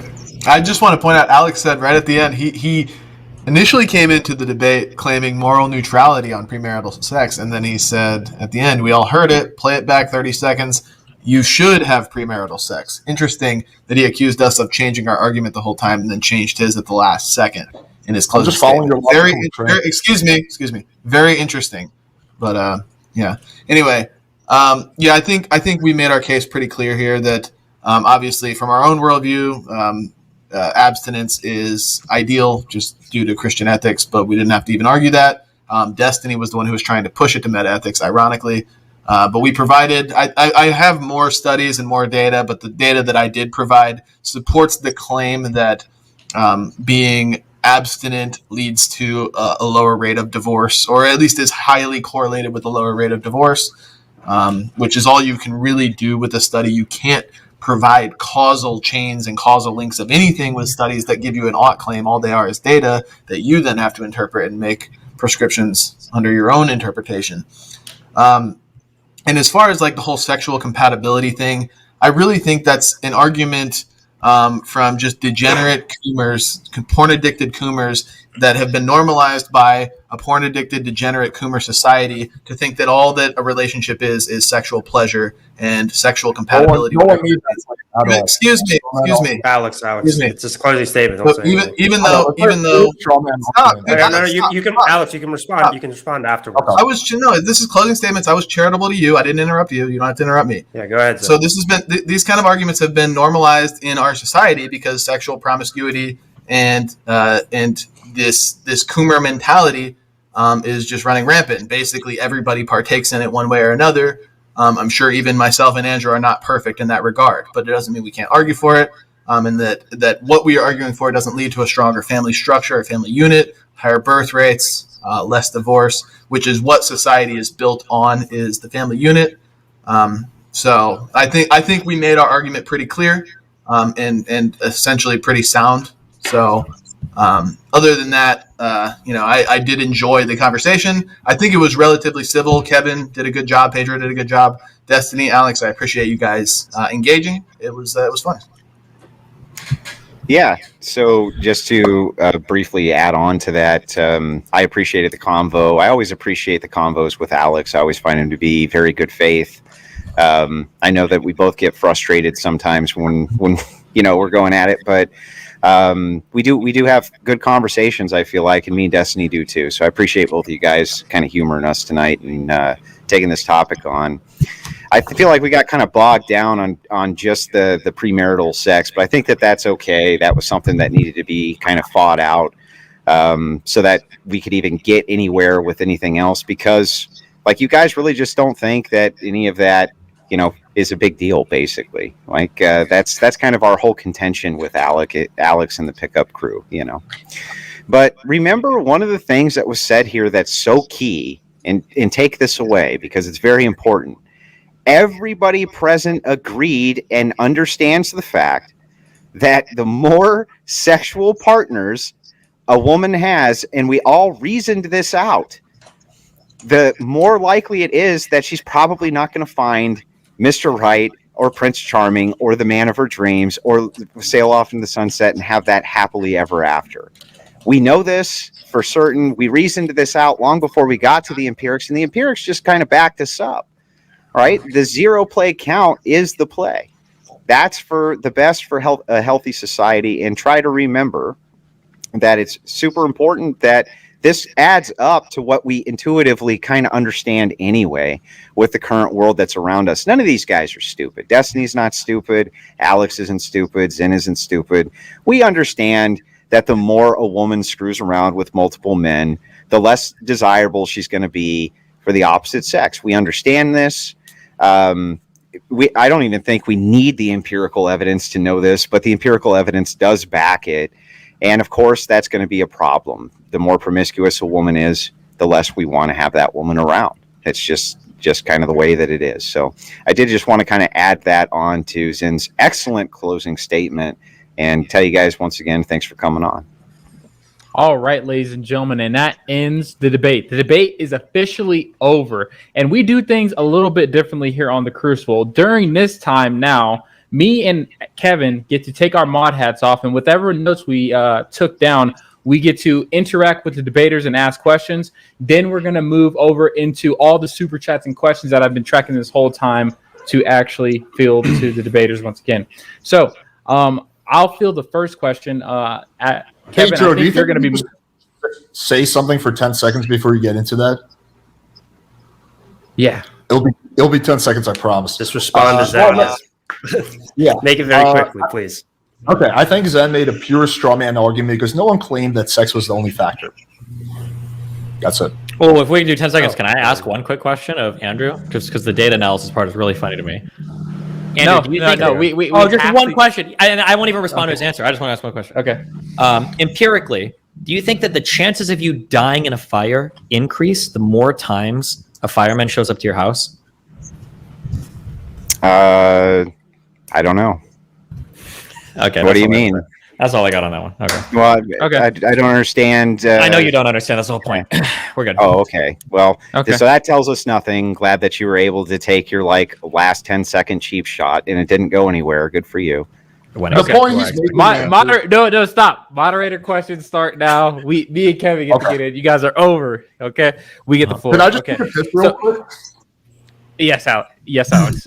Okay. So to Destiny, What up? this was my first question to you. Do you think theological compatibility, meaning religious beliefs, are outweighed by sexual compatibility for Christians in marriage? It could be, but the thing is that like when I think of compatibility, I think there's like multiple factors to consider, and I really think people need to understand the concept of like a deal breaker. Like for when it comes to cars, I like the color blue. A car being blue would be like a pro for me, but if it's not blue, that'd be a deal breaker. A car being maybe I hate the color pink, right? A car being blue might be pro for me, and pink might be bad for me, but it's not a deal breaker. Okay, but a car having 3 or 2 wheels would be a deal breaker. I can't drive; it doesn't work, right? So I think it's important to understand when we talk about things like sex might be having good sex might help the relationship, but it might be a deal breaker if you don't have it. But just because you do have it isn't enough. And then same thing with like the Christianity or like the religious thing. Having compatible religious beliefs, it might be really good, or it might be a deal breaker, or it might not, but it depends on the person. Yeah. Yeah. Well, that was my deal breaker. I looked at Leslie and said, "Are you a Calvinist?" And she said yes. And I was like, "Check, please." And then next question, Destiny. During premarital counseling, do you think sex is ever discussed in depth, or do you think it's just topical? Premarital counseling? Yes. I don't think talking about sex can tell you much about sex. You have to have it to know what the other person is like. Okay. That's a fair answer. Alex, all else being equal, does porn improve or hinder an individual's sex life? It depends on what extent. I think if you're going from like 0 to like a very small amount of porn, it could potentially improve it because it kind of teaches you what you like, what you're into, expands your horizons. I know it did for me. But going from like, I don't know, mild to moderate amount of porn to a lot of porn, then I think it would probably decrease your sex life. So I just think it depends on like what point we're going to. From 0 to like 10%, yeah, I would say it probably increases. From like 40% to like 100%, no, it probably decreases. Okay. You know, one of the main arguments like against porn from our side is that it has like almost like a drug effect. Like the dopamine release is so strong that it causes you to crave more and more and more hardcore versions, more higher dosages, more often, that kind of thing. So the problem is that it's very hard to use porn like mildly and recreationally, like once a month on a weekend or something. Like a lot of people are doing it like 5 to 10 times a week. Like. So that's literally what I do personally. I watch porn like once a month recreationally. Yeah. Yeah, I'm sure. I'm not saying you can't do that. Like some people, I'm sure, could do heroin once a month on a weekend, but most people that do heroin are doing it like 5 times a week, 5 to 7 times a week, or more. So that's all. Okay. I don't think porn is nearly as addictive as like heroin. I think it's closer to like, I don't know, recreational marijuana or something. I think it's more addictive actually, but yeah, go ahead. Gotcha. Last question, and then I'll hand it over to Kevin for his round of questions. All else being equal, Alex, does a higher body count improve or hinder your pair bonding capabilities? All else being equal, again, I think it depends what the reference point is. If we're going from like 2 bodies to 7 bodies, according to the study that the Crucible uses, it actually apparently seems to increase your pair bonding. But if we're going from 7, if we're taking the data at face value, if we're going from 7 to like 20, then it seems to decrease. So I really just think it depends on your starting point. I'd be really interested. Like when we say pair bonding, what the fuck are we talking about? Like, I don't know what that means either. Well, it's a very common thing because people talk about like oxytocin and like the chemicals, the love, pair bonding, and blah blah blah. But it's like, what does that actually feel like? What does it mean to feel pair bonded? It's like pure. The reason all you do is like think about the other person. Yeah, the reason why I brought it up is because we had a program. This has kind of like been a saga that we've been on with Alex. There was a moment where his first debate partner brought up some kind of weird naturalistic BS that Zen called it, that all led to saying that the pair bonding of a person who has a higher body count is down. And then I remember, and I'm not trying to impose this on you, Alex, but I remember I thought you agreed with that, but I was testing if you still agree with it now. You can definitely change your opinion. That's perfectly fair. I was just seeing where that was. Yeah, Kevin, questions over I to wouldn't you. say I'm like changing my opinion. I think that's basically been I think it just depends on your reference point and starting point. That's like saying, like, is alcohol destructive? Well, yeah, if you are drinking a lot, I think it is very destructive. But if you're drinking very socially, maybe it's actually good for you because, you're interacting with people. It acts as a social lubricant. So I don't know. I just think it depends on your reference point, your starting point. So just my quick 10 seconds. Destiny, do you really not know what pair bonding is? You don't think you do? Okay, for somebody that opened the debate with, I don't know what sexual compatibility means, for you to come at me and go like, you don't know what pair bonding means? That's pretty rich. But no, I don't. If you want to explain it to me, go for it. Do you have a lot of sexual partners? Yeah. Okay. Wait, are you going to explain what pair bonding means, or? Nope, no need. I was just curious. That was my 10 seconds. Okay, but I was willing to explain sexual compatibility, but okay. I think that kind of shows that you don't have any clear understanding or even definition of what pair bonding is, but all right. All right, I hand it over to my partner bond, Kevin. Yeah. Yeah. All right. So, Destiny, do you think that premarital sex contributes to the incel epidemic? And if it does, do you think that having a monogamy normative society would help sort of quell the incel epidemic? No, I feel like having a monogamy oriented society would make it even harder for people to fuck. Like, I don't think incel people, it's not like incel people are like, oh God, like I can find all of these relationships. I just can't find casual sexual partners. Like, incel people can have trouble just finding out where to even find women to talk to start to date. I don't know if like forcing everybody to be monogamous would all of a sudden give incels greater access to women in some sexual marketplace, or make women more likely to date like incel people. Don't you agree that it would kind of at least quell that whole like 90-10 theory, where like 10% of the men are getting 90% of the women and vice versa? I don't even know if I believe that theory. I'd have to dig into that a lot. I think that's definitely true. they're like 10 to, I don't know, 80-20 even. But like if it's 1-to-1, here's why I don't. If in terms of the total amount of sex happening, possibly. But if you're a top 10% of guys, you're not fucking 90% of women. You're fucking the top 10% of women, right? Like you might fuck a lot more women. So like each one of the I think guys it's more in that top so 10% is fucking a lot of the women. I think it's more so. Yeah, you might be correct on that to some degree or whatever. But like, it's more. I think the theory more so states that like 90% of women are after 10% of men, and like 90% of men are after the 10% of women. So like they might like match with them on Tinder or something, but I don't think it's inhibiting a person's ability to date within like their strata.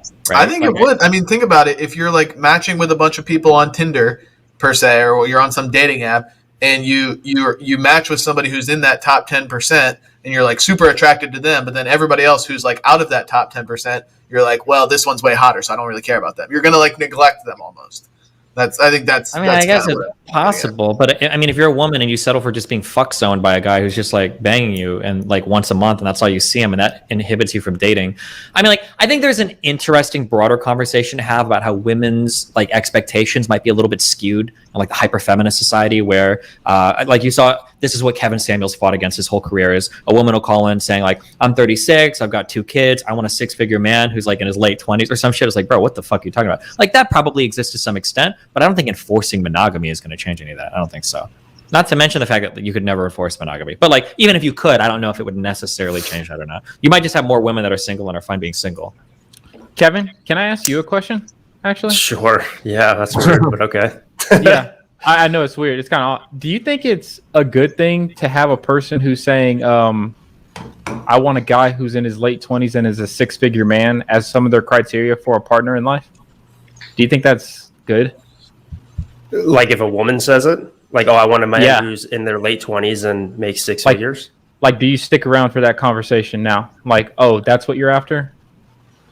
I mean, if they're very forward with that, I appreciate how forward they are. But yeah, I would probably just write them off as a gold digger. Gotcha. Yeah. But I kind of understand it from their standpoint. You know, it's like you have a very short range, like, you know, age 18 to 25 to be like extremely attractive to men as a whole. So if you want to get a husband, and, you know, that's like your one time to be opportunistic, for lack of a better word. But yeah. But anyway, I appreciate that question. That was kind of a surprise. I'm going to ask my second question to the right side now. So I think I understand you guys, you know, being Christians, you have, in terms of your normative ethics, you have a deontological stance. I probably have an idea of what you're going to say, but can you acknowledge that there are going to be different prescriptions for the individual as opposed to the society as a whole when it comes to something like premarital sex? And I'll reference what we talked about earlier. There's going to be some people who already have a body count of, more than one, or, already a bunch. Like, are those people already screwed, or should they just keep fucking? It doesn't matter. Like, I'm just curious what your guys' thoughts are on the Orthodox Church understands this as part of our own dogma. And we understand that the individualistic applications cannot be so rigid as to not be achievable by people, and that every person's individual circumstances are different. So why the combination in the deontological ethics works so well, because they can be applied. Everybody can find Christ, and we understand that people sin often, and that they're in various situations in their life all over the spectrum.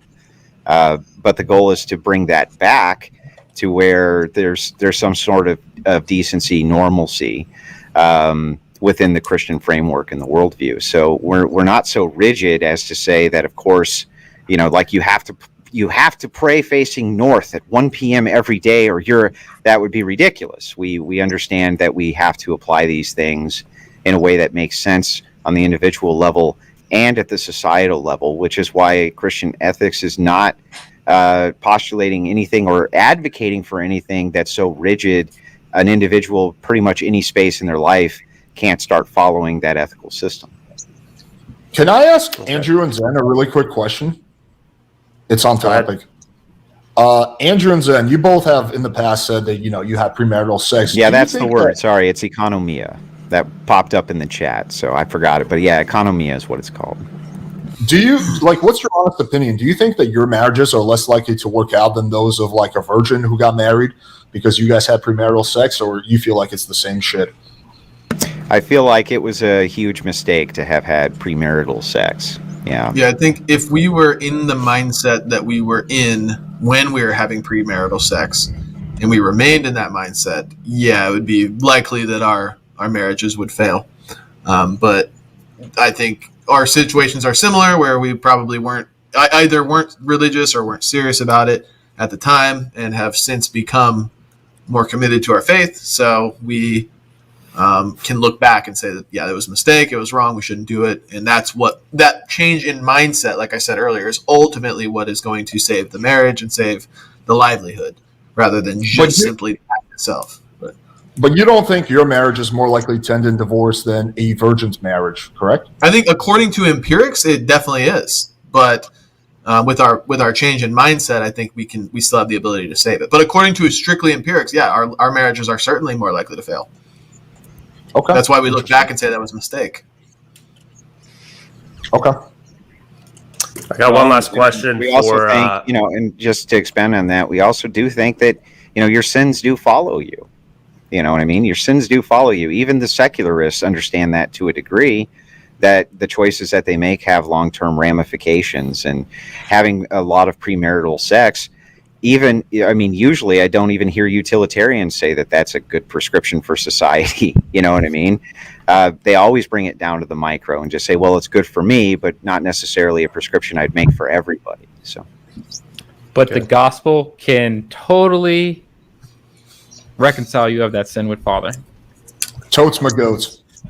All right, I have one last question for Alex. So, Alex, you said earlier that you for the most part, you're kind of against pornography, but can we acknowledge, and I think you probably agree with this, that pornography can only exist in a society that, doesn't demonize premarital sex. So if we drastic example, if we lived in a Puritan society, for example, like porn obviously wouldn't exist.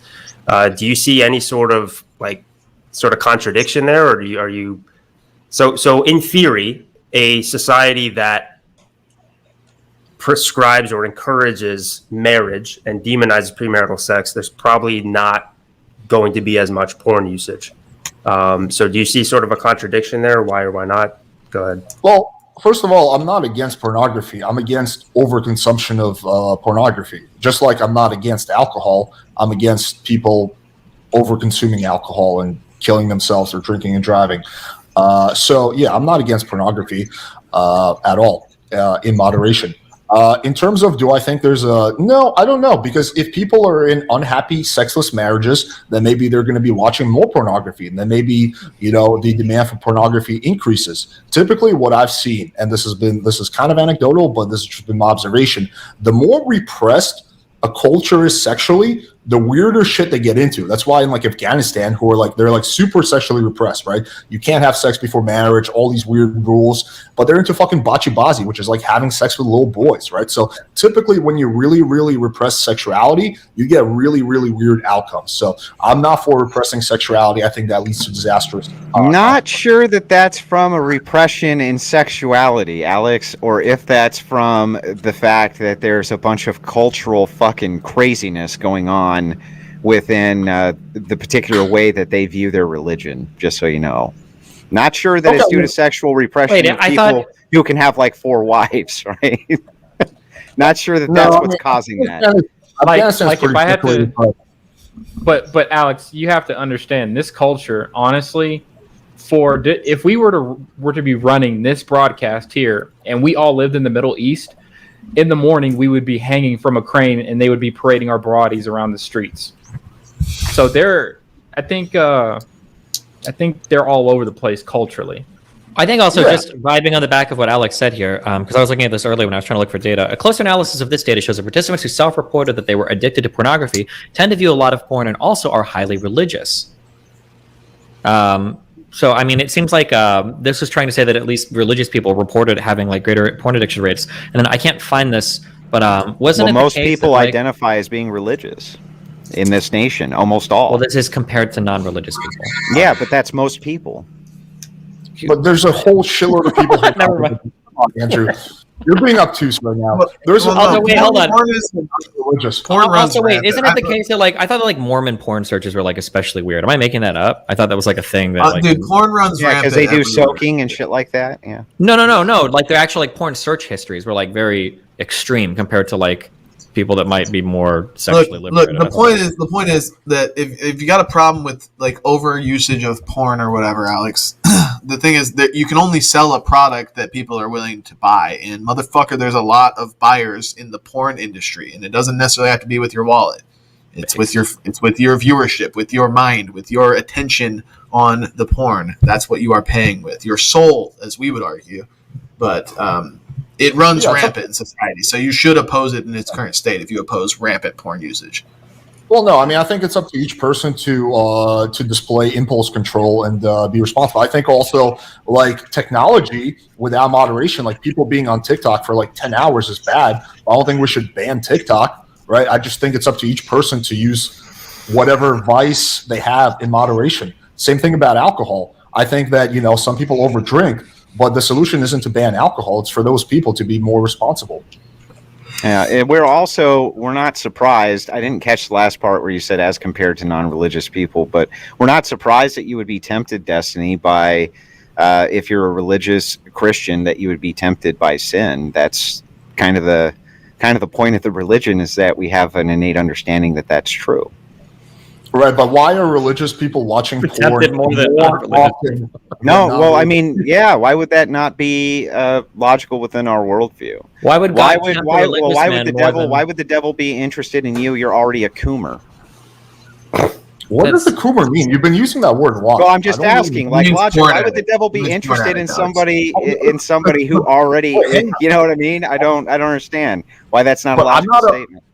I can't speak for Destiny, but I'm not a porn addict, so I don't know where you're getting that. It says every porn addict ever. No, I'm just kidding. I'm kidding. It's a joke. It's a joke. Is it ever religiously stated in any of the Gospels or anywhere in the Bible that more holy people are more tempted by the devil? Yeah. So this is actually stated by Jesus himself, I believe. I think I can pull it up for you, but yeah, if you're somebody who has salvation and is saved, you're definitely going to be under attack. Yeah. Well, but more so than I got my Bible right here, guys. We could just do this now. Yeah. Which book? I actually don't really believe that. Take us there. Yeah, I'm just curious if you're more holy, are you going to be more tempted by sin? That just seems strange. Pedro. Why does that seem strange? Because the idea that Zed's going to get his Bible too. You're going to need to say that. The idea that you would be selectively targeted by Satan is weird. I don't know. I've just never viewed Satan. Why would Satan need to target people who are already in Satan's grasp? I don't understand the logic there. Well, if they're already in Satan's grasp, that means they've already been targeted by Satan, arguably. Why does it mean that? Maybe they were never targeted by Satan and just happened to reject everything without any influence from Satan whatsoever. But if Satan metaphorically is the rejection of God, then of course we would say that people that have turned away from God are embracing Satan. When we talk about Satan tempting people, we don't literally mean snakes tempting somebody. We speak of somebody that uses the free will that was granted via Adam and Eve to turn their backs on the teachings of God. Right. So why would that entity specifically go after people who are already in its clutches rather than double its effort to go after people who are not? If it's a war for souls, wouldn't you go after people who were already had salvation? The ones you haven't already captured? Sure. When you think of Satan, do you think of like an actual malevolent demon that's targeting people? Yes. Okay. Yep, I would agree. That is the enemy, yes. A malevolent demon, a malevolent demonic force. Okay. Don't you think it's a little bit more likely that those religious people are just repressing their sexual desires and that manifests in weird ways? Rather than Satan is like systematically targeting them. No. I have to speak now. I'm sorry. That's not it. What's happening there, the reason why they are under demonic attack is because they are people who produce the gospel, which is something that's supposed to reach people like yourself and Destiny who suppress that gospel, which is the very power to change your heart and reconcile you with God and make you, put you in Jesus Christ. So that's why they're the main target. They're the people who are capable of actually helping people in this world in the most ultimate way possible. That's why they're under attack. Okay, I mean, I would like to see that section in the Bible, but I guess we can move on to the next point. I don't really buy that. Okay, are we moving on or are we going to that section in the Bible? I would like to move on. We're going to be here all night if we keep this. I don't have any more. I don't have any more questions. So okay. Then we'll move on to super chats. We'll move on to super chats, and I got the ones from Destiny's chat, so I'll start with his first. And I'm gonna go with the first round of the ones that are not questions; they're just statements. Gabriel Abdul, new member. Thank you for your membership, sir, to Destiny's channel for $4. He comments based. Ryan Rockwell, $10. The zero is best argument ignores variables like arranged marriages or hyper-religious types that won't divorce. It doesn't gauge their happiness, just still being married, which means nothing. Do you guys want to respond to that? That seems like a comment towards the right side of the panel. I just think, quickly, I think that's the metric that should be used for the argument because happiness is just a mental state that, we spent 30 minutes saying they could be lying about it. So we should use something that you wouldn't be lying about. You can actually observe whether they're married or not. That would have to be the metric for the argument. But Gotcha. Dr. Gonzo, new member for the next 2 months for $20 to members channel. Thank you, sir. The Crucible is a hack show. Here's a super chat for you, bro, concerning Destiny. Thank you for that, Dr. Gonzo, and I hope you repent of your sins and turn to Christ before you burn in hell for all eternity. Sneeko, for $5, just got a strike on my channel for election misinformation. That's your boy, Destiny. You need to go after Sneeko. This. You need to help him. Does that mean 3? Now, wasn't he on 2 strikes? What is Destiny, are you insulted? He only donated $5. Is that 3 strikes? Is that 3 strikes and he's out, or was that his second strike? You can get multiple strikes. It depends on you get 90-day periods for them to fall off and shit, I think. So. Comfy.stream does not have election misinfo TOS on it in its guidelines as far as I'm aware. Wait, quick question. Nico, stop breaking on my debate with you. Destiny, I've been seeing you do a lot of IRL with Nick Fuentes and Sneeko, and I'm trying on my side to do a Crucible, the Wild Hunt event. I'm scheduling it for 2025. We're trying to get it earlier. Yeah, I'm just planning it out very articulately. Would you like to go hunting? Or you don't even have to take the shot. I'll take the shot. Is this an assassination joke, or do you mean go out hunting, or what do you mean? No, real hunting. We're gonna find hunting deer or something. Pedro has never had a bad faith bone in his body. Whatever he's saying to you, he actually means whatever he's saying. So, just saying. Hunting deer. I consider it, but you gotta understand from my perspective, that's hella spooky, right? Yeah, that would be spooky, but I would go in the forest and one of you comes out, Pedro. No, it's What? gonna actually You'd be a be lot. going out to the forest with guns and a black guy, Destiny? Is that your problem? Well, this is the real. The black well, guy this doesn't scare me. It's the conservative part that scares me. Well, There's a lot of black the thing dudes I'd is- go out into a forest with. There's not a lot of like far right like conservatives I'd go out to a forest with guns. Okay. Bro, I totally get that. There's this crazy guy named Daryl Davis who goes out into the woods with the KKK, and I'm like, no, Yeah, that's excessive. I don't recommend that to anybody. Daryl was the man, though. I love Daryl. Yeah, I would say it would be an IRL stream, so you would have all the evidence in the world to say if someone tried to attempt to murder you. So you'd be solid, but you can think about that.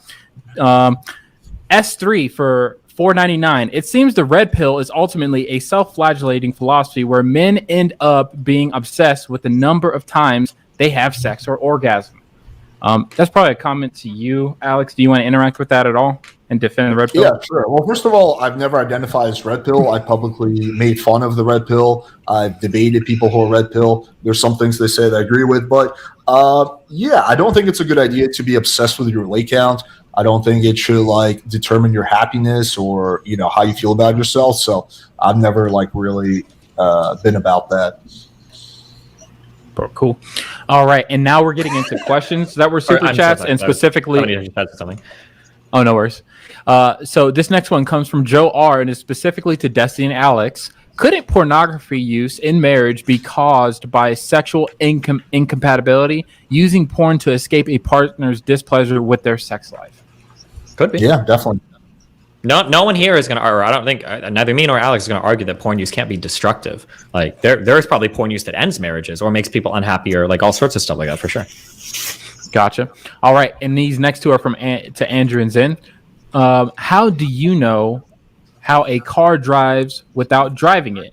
How do you know how a gun fires without firing it? How do you know if you like a game before you play it? How do you know if you like a movie before you watch it? You could learn about it. You could study it. You could talk to other people that know about it or have done it. There's all kinds of ways you could do it. You could learn and know how it works without actually doing it. Okay, you're a philosophy bro. I'm sure you've heard of the Mary's Red Room or whatever, or Mary's Room with the color red. Have you ever heard of this before about external knowledge? Like, how do you know what red is without... Yeah, there's a scientist named Mary. She studies every single thing there is to know about the color red, but she's in an all-white room, and then eventually one day she steps outside and she sees the color red for the first time. Did she gain any new knowledge, or did she already know everything there was to know by studying it? Obviously, there's something to the experience, right? Sure. Yeah. I mean, yeah, like by actually doing it, you're gonna have the experience of doing so. But the question was, how could you know what it's like to fire a gun or drive a car? Okay, so I guess you can't know what it's like to do it until you do it, but you can learn all about it prior. I mean, Zen, before buying a house, you would probably like tour the house, look at it, right? Sure. Before buying a car, you would probably test drive it. Sure. Okay. Well, I mean, I think the same logic applies to. But cars and houses are objects. No, I don't consider women, relationships, or marriages or sex objects. We're not talking about the object of the woman. We're talking about the experience of sex. If you were like the car dealer, how many times would you let a person test drive the car before it was sold?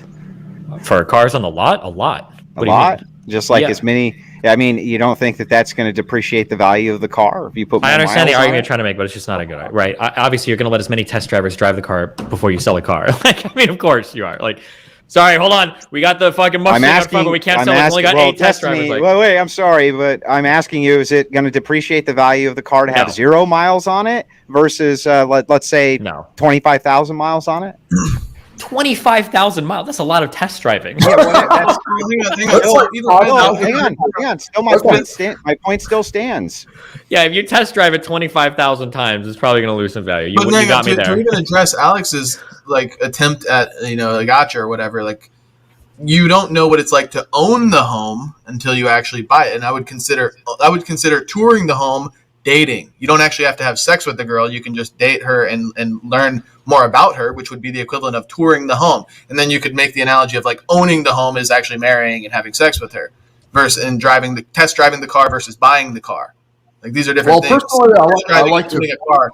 You're not going to max it out and go 120 in your test drive. You're just going to see if it works and how it feels. And then you're going to then you can max it out if it's whatever. Go ahead. Personally, I like to fuck the home before I buy it, but to each their own. Yeah. Based. And fuck the car too. That's what the exhaust is for. Based. Yeah. Next one from Jack Daxter for $10, and this is the final super chat from Destiny's channel.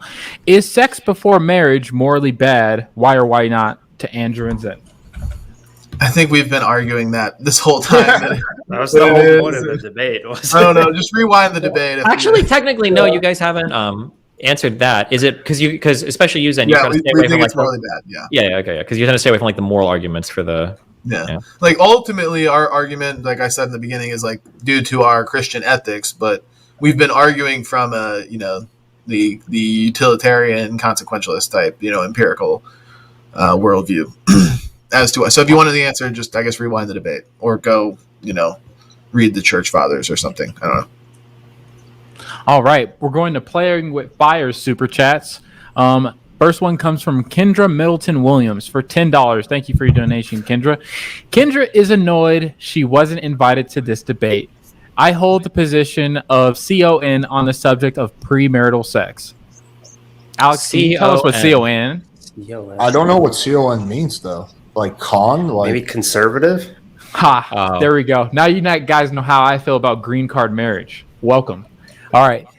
Kendra Middleton Williams for $10. Once again, thank you for your donation. Your sexual compatibility argument to support premarital sex being a good thing is dishonest because it presupposes that you're having sex, premarital sex, to find a spouse. No, you're not. You're having sex because you just want to have sex. I mean, they kind of go one and the same. I mean, like, technically you can date for different reasons, but I mean, like, are you dating to marry or are you dating just to have fun? You could do that with dating or you could do that with sex. Like, if you want to get married to somebody, you could have sex with them eventually because that's an important part of, like, your eventual marital relationship. Or you could just have sex because it's fun. But same thing with dating, too. You could date somebody because it's fun to go out and, like, hang out with somebody. Or you could date somebody because you're looking for a partner. It depends what your goal is for the relationship. Yeah, it really depends on the person. I wasn't arguing on my behalf. I was arguing in general for a guy who wants to get married. For me, I mean, I don't know. Like with my girlfriend, we're in a pretty good relationship, and we had sex before we started dating. So, yeah, I don't know. I mean, I think that's just kind of a weird argument for her to make because it really depends on the person what they're looking for. Are you planning on marrying her? Damn. I don't see how it affects the argument, but to answer your question, don't answer that, Alex. It's a Natty, if you're listening, earmuffs. Don't listen to this part. No, I don't know, man. I don't know what I'm gonna do 5-10 years from now. Good answer. 10 years. Oof, that's a 10 years. answer. Well, Careful. There was a point in my life Alex. where I didn't want to get married, so I understand it. But I think you're older than me, so I don't know. I hope it turns around soon for you. That's all I can say. Turns around what? I'm doing really good in life, man. Okay. Well, I hope this particular aspect turns around. You know how you could do better, Alex? Get married. No. Yes. Yes. Yes, Pedro. Yes. No. There's another thing he can do to make it even better. What's that? Subscribe to the Crucible? Go to the woods with you guys? No.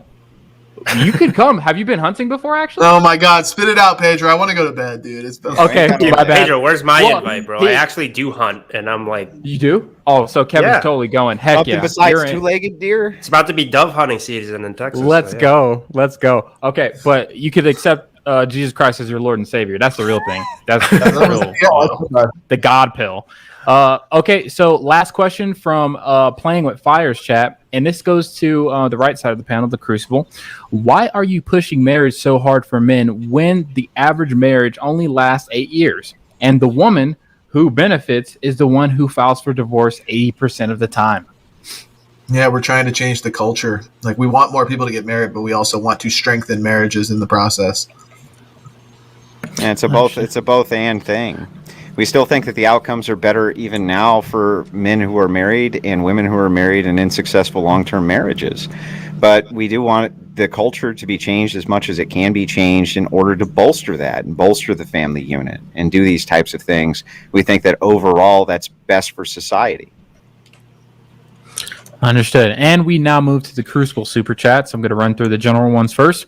Peter Moser for $10. Thank you for your $10 donation, sir. Who runs the sexual marketplace? Is that like a cattle auction? Yeah, women. Women, yeah. No one Would you runs the sexual marketplace. I mean, it's a negotiated thing between both parties, right? Gotcha. All right. Rolo Mark Tomasi runs the marketplace, clearly. Yeah, geez. Mark Hurst. Yo, by the way, Destiny, sorry, real quickly. I got to plug myself here, but it's true. Destiny, I have a perfect video for you to react to where I completely debunk Rolo, and you should use it for Fresh and Fit. That's the only time I'm ever going to plug myself. Yeah, I know who you are. You emailed me, right? Yes, yeah. Yeah, okay. Yeah, Look, can I quickly add on, like, just to elaborate? We both said women because generally men have significantly higher sex drives and they'll fuck anything that walks, like figuratively speaking. Where women are a lot more tempered and picky and choosy about who they have sex with. So that's why we're saying, like, women generally control they're the gatekeepers of sex, as we put it. I don't actually think men have a higher sex drive than women, to be honest. Okay, well, you're wrong. I don't know what to tell you. I think there are some know about observations that, you can make. Like, I think men are more likely to fuck like randomly, or like people that they might have a less like relationship compatibility with. But I think it's a huge misdirection and a huge misunderstanding to say that women have a lower sex drive. It's hard to measure anecdotally, but like, I've seen so many like posts on Reddit, so many personal stories of people complaining that like the women are the ones that end up in the sexless marriage. That once they get in, the guy's either working too much or stressed out, or he's just not as like high of libido. And yeah, I don't know. I think women are pretty like sexually driven. It just, Or he's out fucking car tailpipes. is that what you do, Andrew? Well, then that's what you said. You said it was fucking based.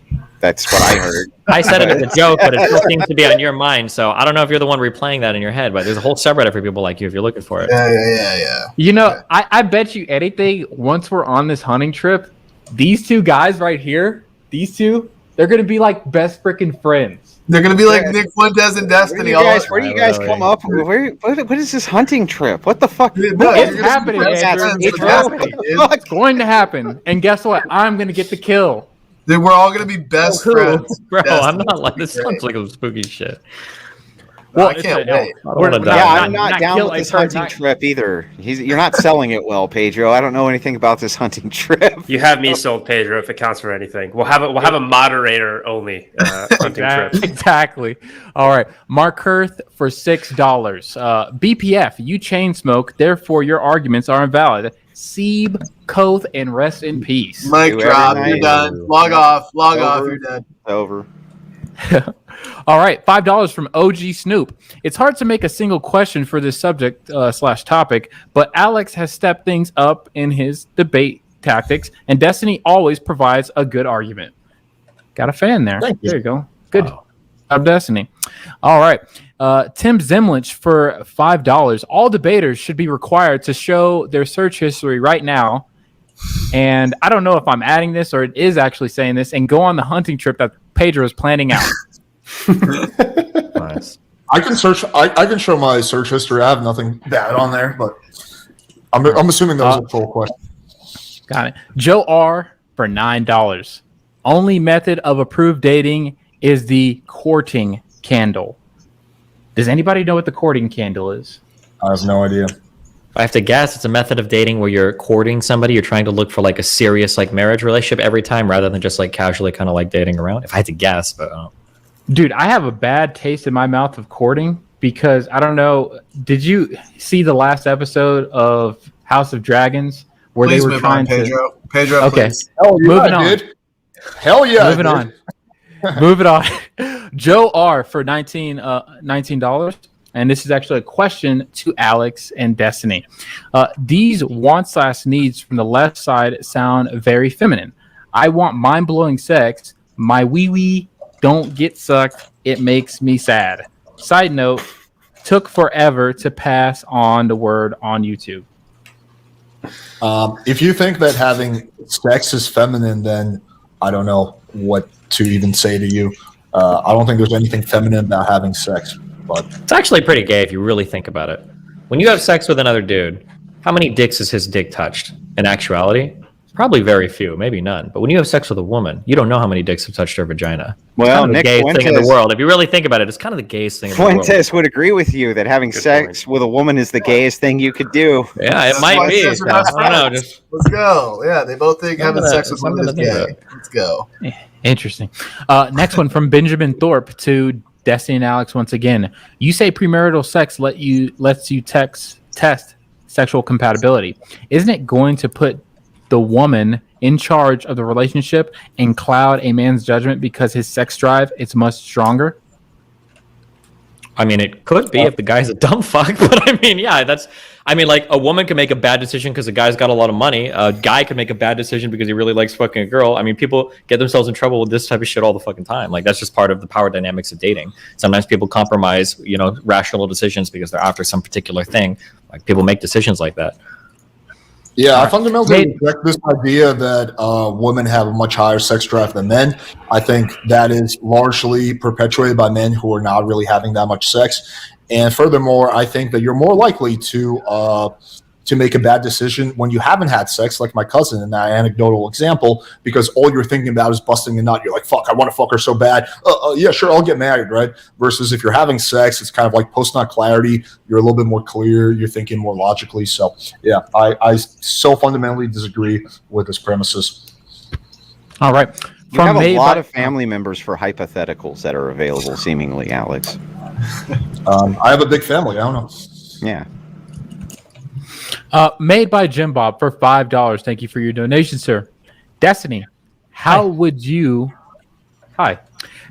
test the sexual compatibility of a lifelong commitment before the lifelong commitment? How would you test the sexual? Just having some sex first is going to give you a greater understanding of what sex post commitment is going to look like. Yeah, that's Pedro, can you pull up the comment by Mr. White? It's so funny. I gotta call this out. Where is it? You gotta send it to me through the private chat. It's in your chat. It says, Alex, women didn't develop desire to just fuck because they get pregnant, you moron. I mean, this is the Evo section is so cringe. This is the problem with having guys who are having no sex talking about sex and women because they have no idea what the fuck they're talking about. In order for a woman to get pregnant, she has to have a desire to have sex. I don't know if this guy has ever been with a girl, but women like sex. I don't know how else to tell you, bro. Gotcha. Kyle James for $10. Destiny. Hi again, sir. The term sexual compatibility isn't a good label. Clearly, these people have wildly different definitions for what seems to be simply obvious. Do you think we should stop using this label? That's a good question, Maybe we should have defined our terms in the debate, but I think we tried to, and it didn't seem to go very well, so. Gotcha. Hey, Destiny, that email earlier, I wanted you to ask yourself, who did it maybe come from? Which email earlier? I think he was kidding. No, I was joking. That was just me. Oh, okay. Cool. Yeah. All right. Benjamin Thorpe for $5. Alex, so your sexual compatibility, you measure your genitals and her genitals, and it all works out. Then you get into an accident. Now what? Yeah, that's exactly what I do. I measure my genitals. I put a measuring tape in her pussy. I measure it. I give it to a scientist to analyze and put together a bunch of flow charts, and then I make my decision. Same, to be honest. Okay. All right. Next round is for Andrew and Zen. These are all questions for you. Why stop at no sex before marriage? Why even have a relationship prior to marriage at all? Well, so we do as God has commanded us to do, which is to enter into a monogamous relationship, advocate not to have sex before we enter into that marriage, not relationship, marriage, sorry, and then multiply, be fruitful, multiply. And ultimately, like I said, sex is not the only thing that a marriage is or that a relationship is.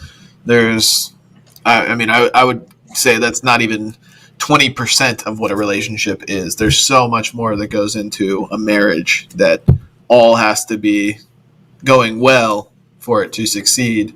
Sex is just one component of that. So again, I'm going to stress, I'm sure, again, philosophy terms, you've heard of like the thing like necessary but not sufficient, right? Like a tire is probably like 4% of an entire car, but without a tire, the car doesn't work. Like, just because sex isn't the biggest part of a relationship or even a huge part doesn't mean that it can't be like fundamentally the thing that makes or breaks it. Yeah, it could. Yeah, but in this case, the car, it's not going anywhere. 25,000 test drives. Yeah, but it's not going anywhere without the tire, right? So in this case, you can have marriages that succeed with no sex, and we know that this is true. So how do you can have abusive marriages? When you're talking about necessary, like that's what we're talking about here. Wait, how do we know that it's true? You keep saying that, but like I want to know, what is your evidence for that? Like there could be marriages where there's no sex, dude. Like that certainly can be the case. But you're saying there's no car that can roll without a tire or without wheels. Well, how are you gonna fucking do that? Somebody that's been super broke before, you can get pretty far on a fucked tire. Your wheel will actually be fucked, but I mean you can do it. I have no idea. I'm just saying, like in the same case, like you could have a dysfunctional car that can roll along with a fucked up tire or rolling on the wheel, the sparks flying and everything. Just like you could have an abusive relationship with some marriage they don't get divorced, but I would consider good sex in a marriage to be the equivalent value of like tinted windows in a car. Yeah, really? No, I don't know if I even like the analogy.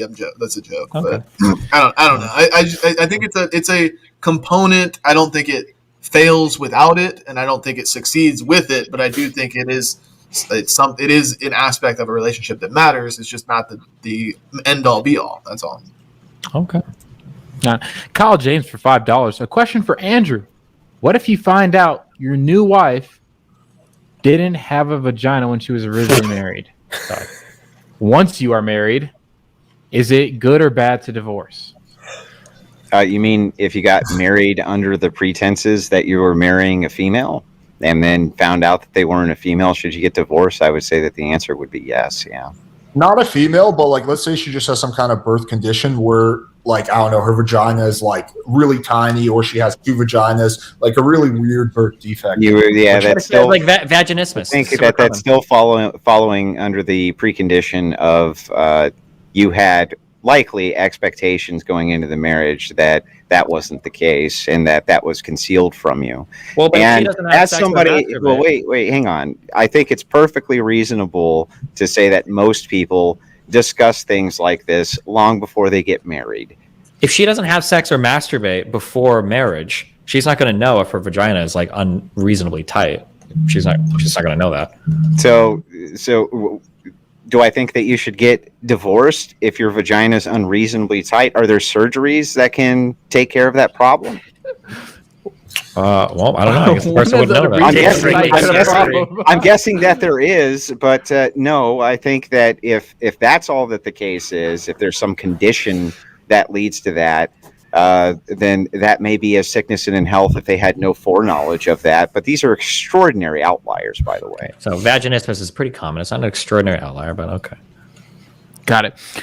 Benjamin Thorpe for $5. By the same logic, shouldn't you have a couple of kids first and then give them up for adoption if they're not compatible with your parenting? I think accidentally I put that under Alex and Andrew and Zen. I think that's actually a question for Destiny and Alex. I'll say it one more time. Mm-hmm. No, obviously there's a bigger commitment to having a child because then the child exists forever, whereas you can just have sex and stop having sex. It's a different thing. All right. And then we had a couple more coming in, but I think I'm going to cut it right here because we're at 3 hours now. And Zen's bedtime. He needs to get a glass of milk and go to bed. Just read them. Just don't drag it out. That's all. You can read them. Read them. Okay. Just don't drag them all out with your hunting stories. You're gonna laugh about that now, but then you read the fucking super chat. This is the best thing ever. All right, here we go. How does BPF reconcile his Christian faith with being a hopeless nicotine addict? What does that have to do with my Christian faith? Literally, the saints of my church have spoken on this. They don't consider it any different, smoking any different than walking through the pews with the device that they use that has incense smoke coming off of it. They see no distinction between the two. Wait, hold on. Smoking is absolutely a vice. Okay. You don't think smoking doesn't apply to, like, if we talk about like being gluttonous, you don't think that smoking applies to that more than just inhaling? Well, you can have any behavior that, if done in an overage, is problematic, and I don't recommend that anybody become addicted to nicotine like I am. The addiction to nicotine in and of itself, and being a slave to nicotine, is sinful behavior, but just smoking is not problematic. That is absolutely true, but you are addicted. You are engaging in sinful behavior. I just said that I'm an addict. I understand that I'm an addict. I understand that portion's problematic, and all I can do is try my best to rectify that problem. Yeah, of course. But earlier you made an excuse, and you tried to say that it was like inhaling incense walking through pews. No, I said that's what smoking is. There's a big difference between smoking and nicotine addiction, Destiny. Okay. Whatever. No, not ha. Okay. Is there a big difference between smoking and nicotine addiction, Destiny? There is, but nobody was talking about just smoking Destiny, one time. They were talking about you engaging in a sinful vice on stream constantly and consistently, and then trying to say, well, it's kind of like inhaling incense. Obviously, they're talking about your addiction to smoking. It's not obvious what they're talking about. It's quite obvious. No, hold on. Anybody in here think they were talking about just the act of picking up a cigarette and inhaling it a couple times? They could have been. That's why I thought that was the case. And then I brought in nicotine. I just don't care. I hear this so much. Can you reread? Wait, can you reread the donation? Can you read? Can you read the donation? I want to hear. In the donation, did they mention addiction, or did they say just smoking once? What did they say in that donation again, Pedro? Let me see. Let me rewind it back. I'm happy to see. All right, and then we can just move on because this will be the last question after this.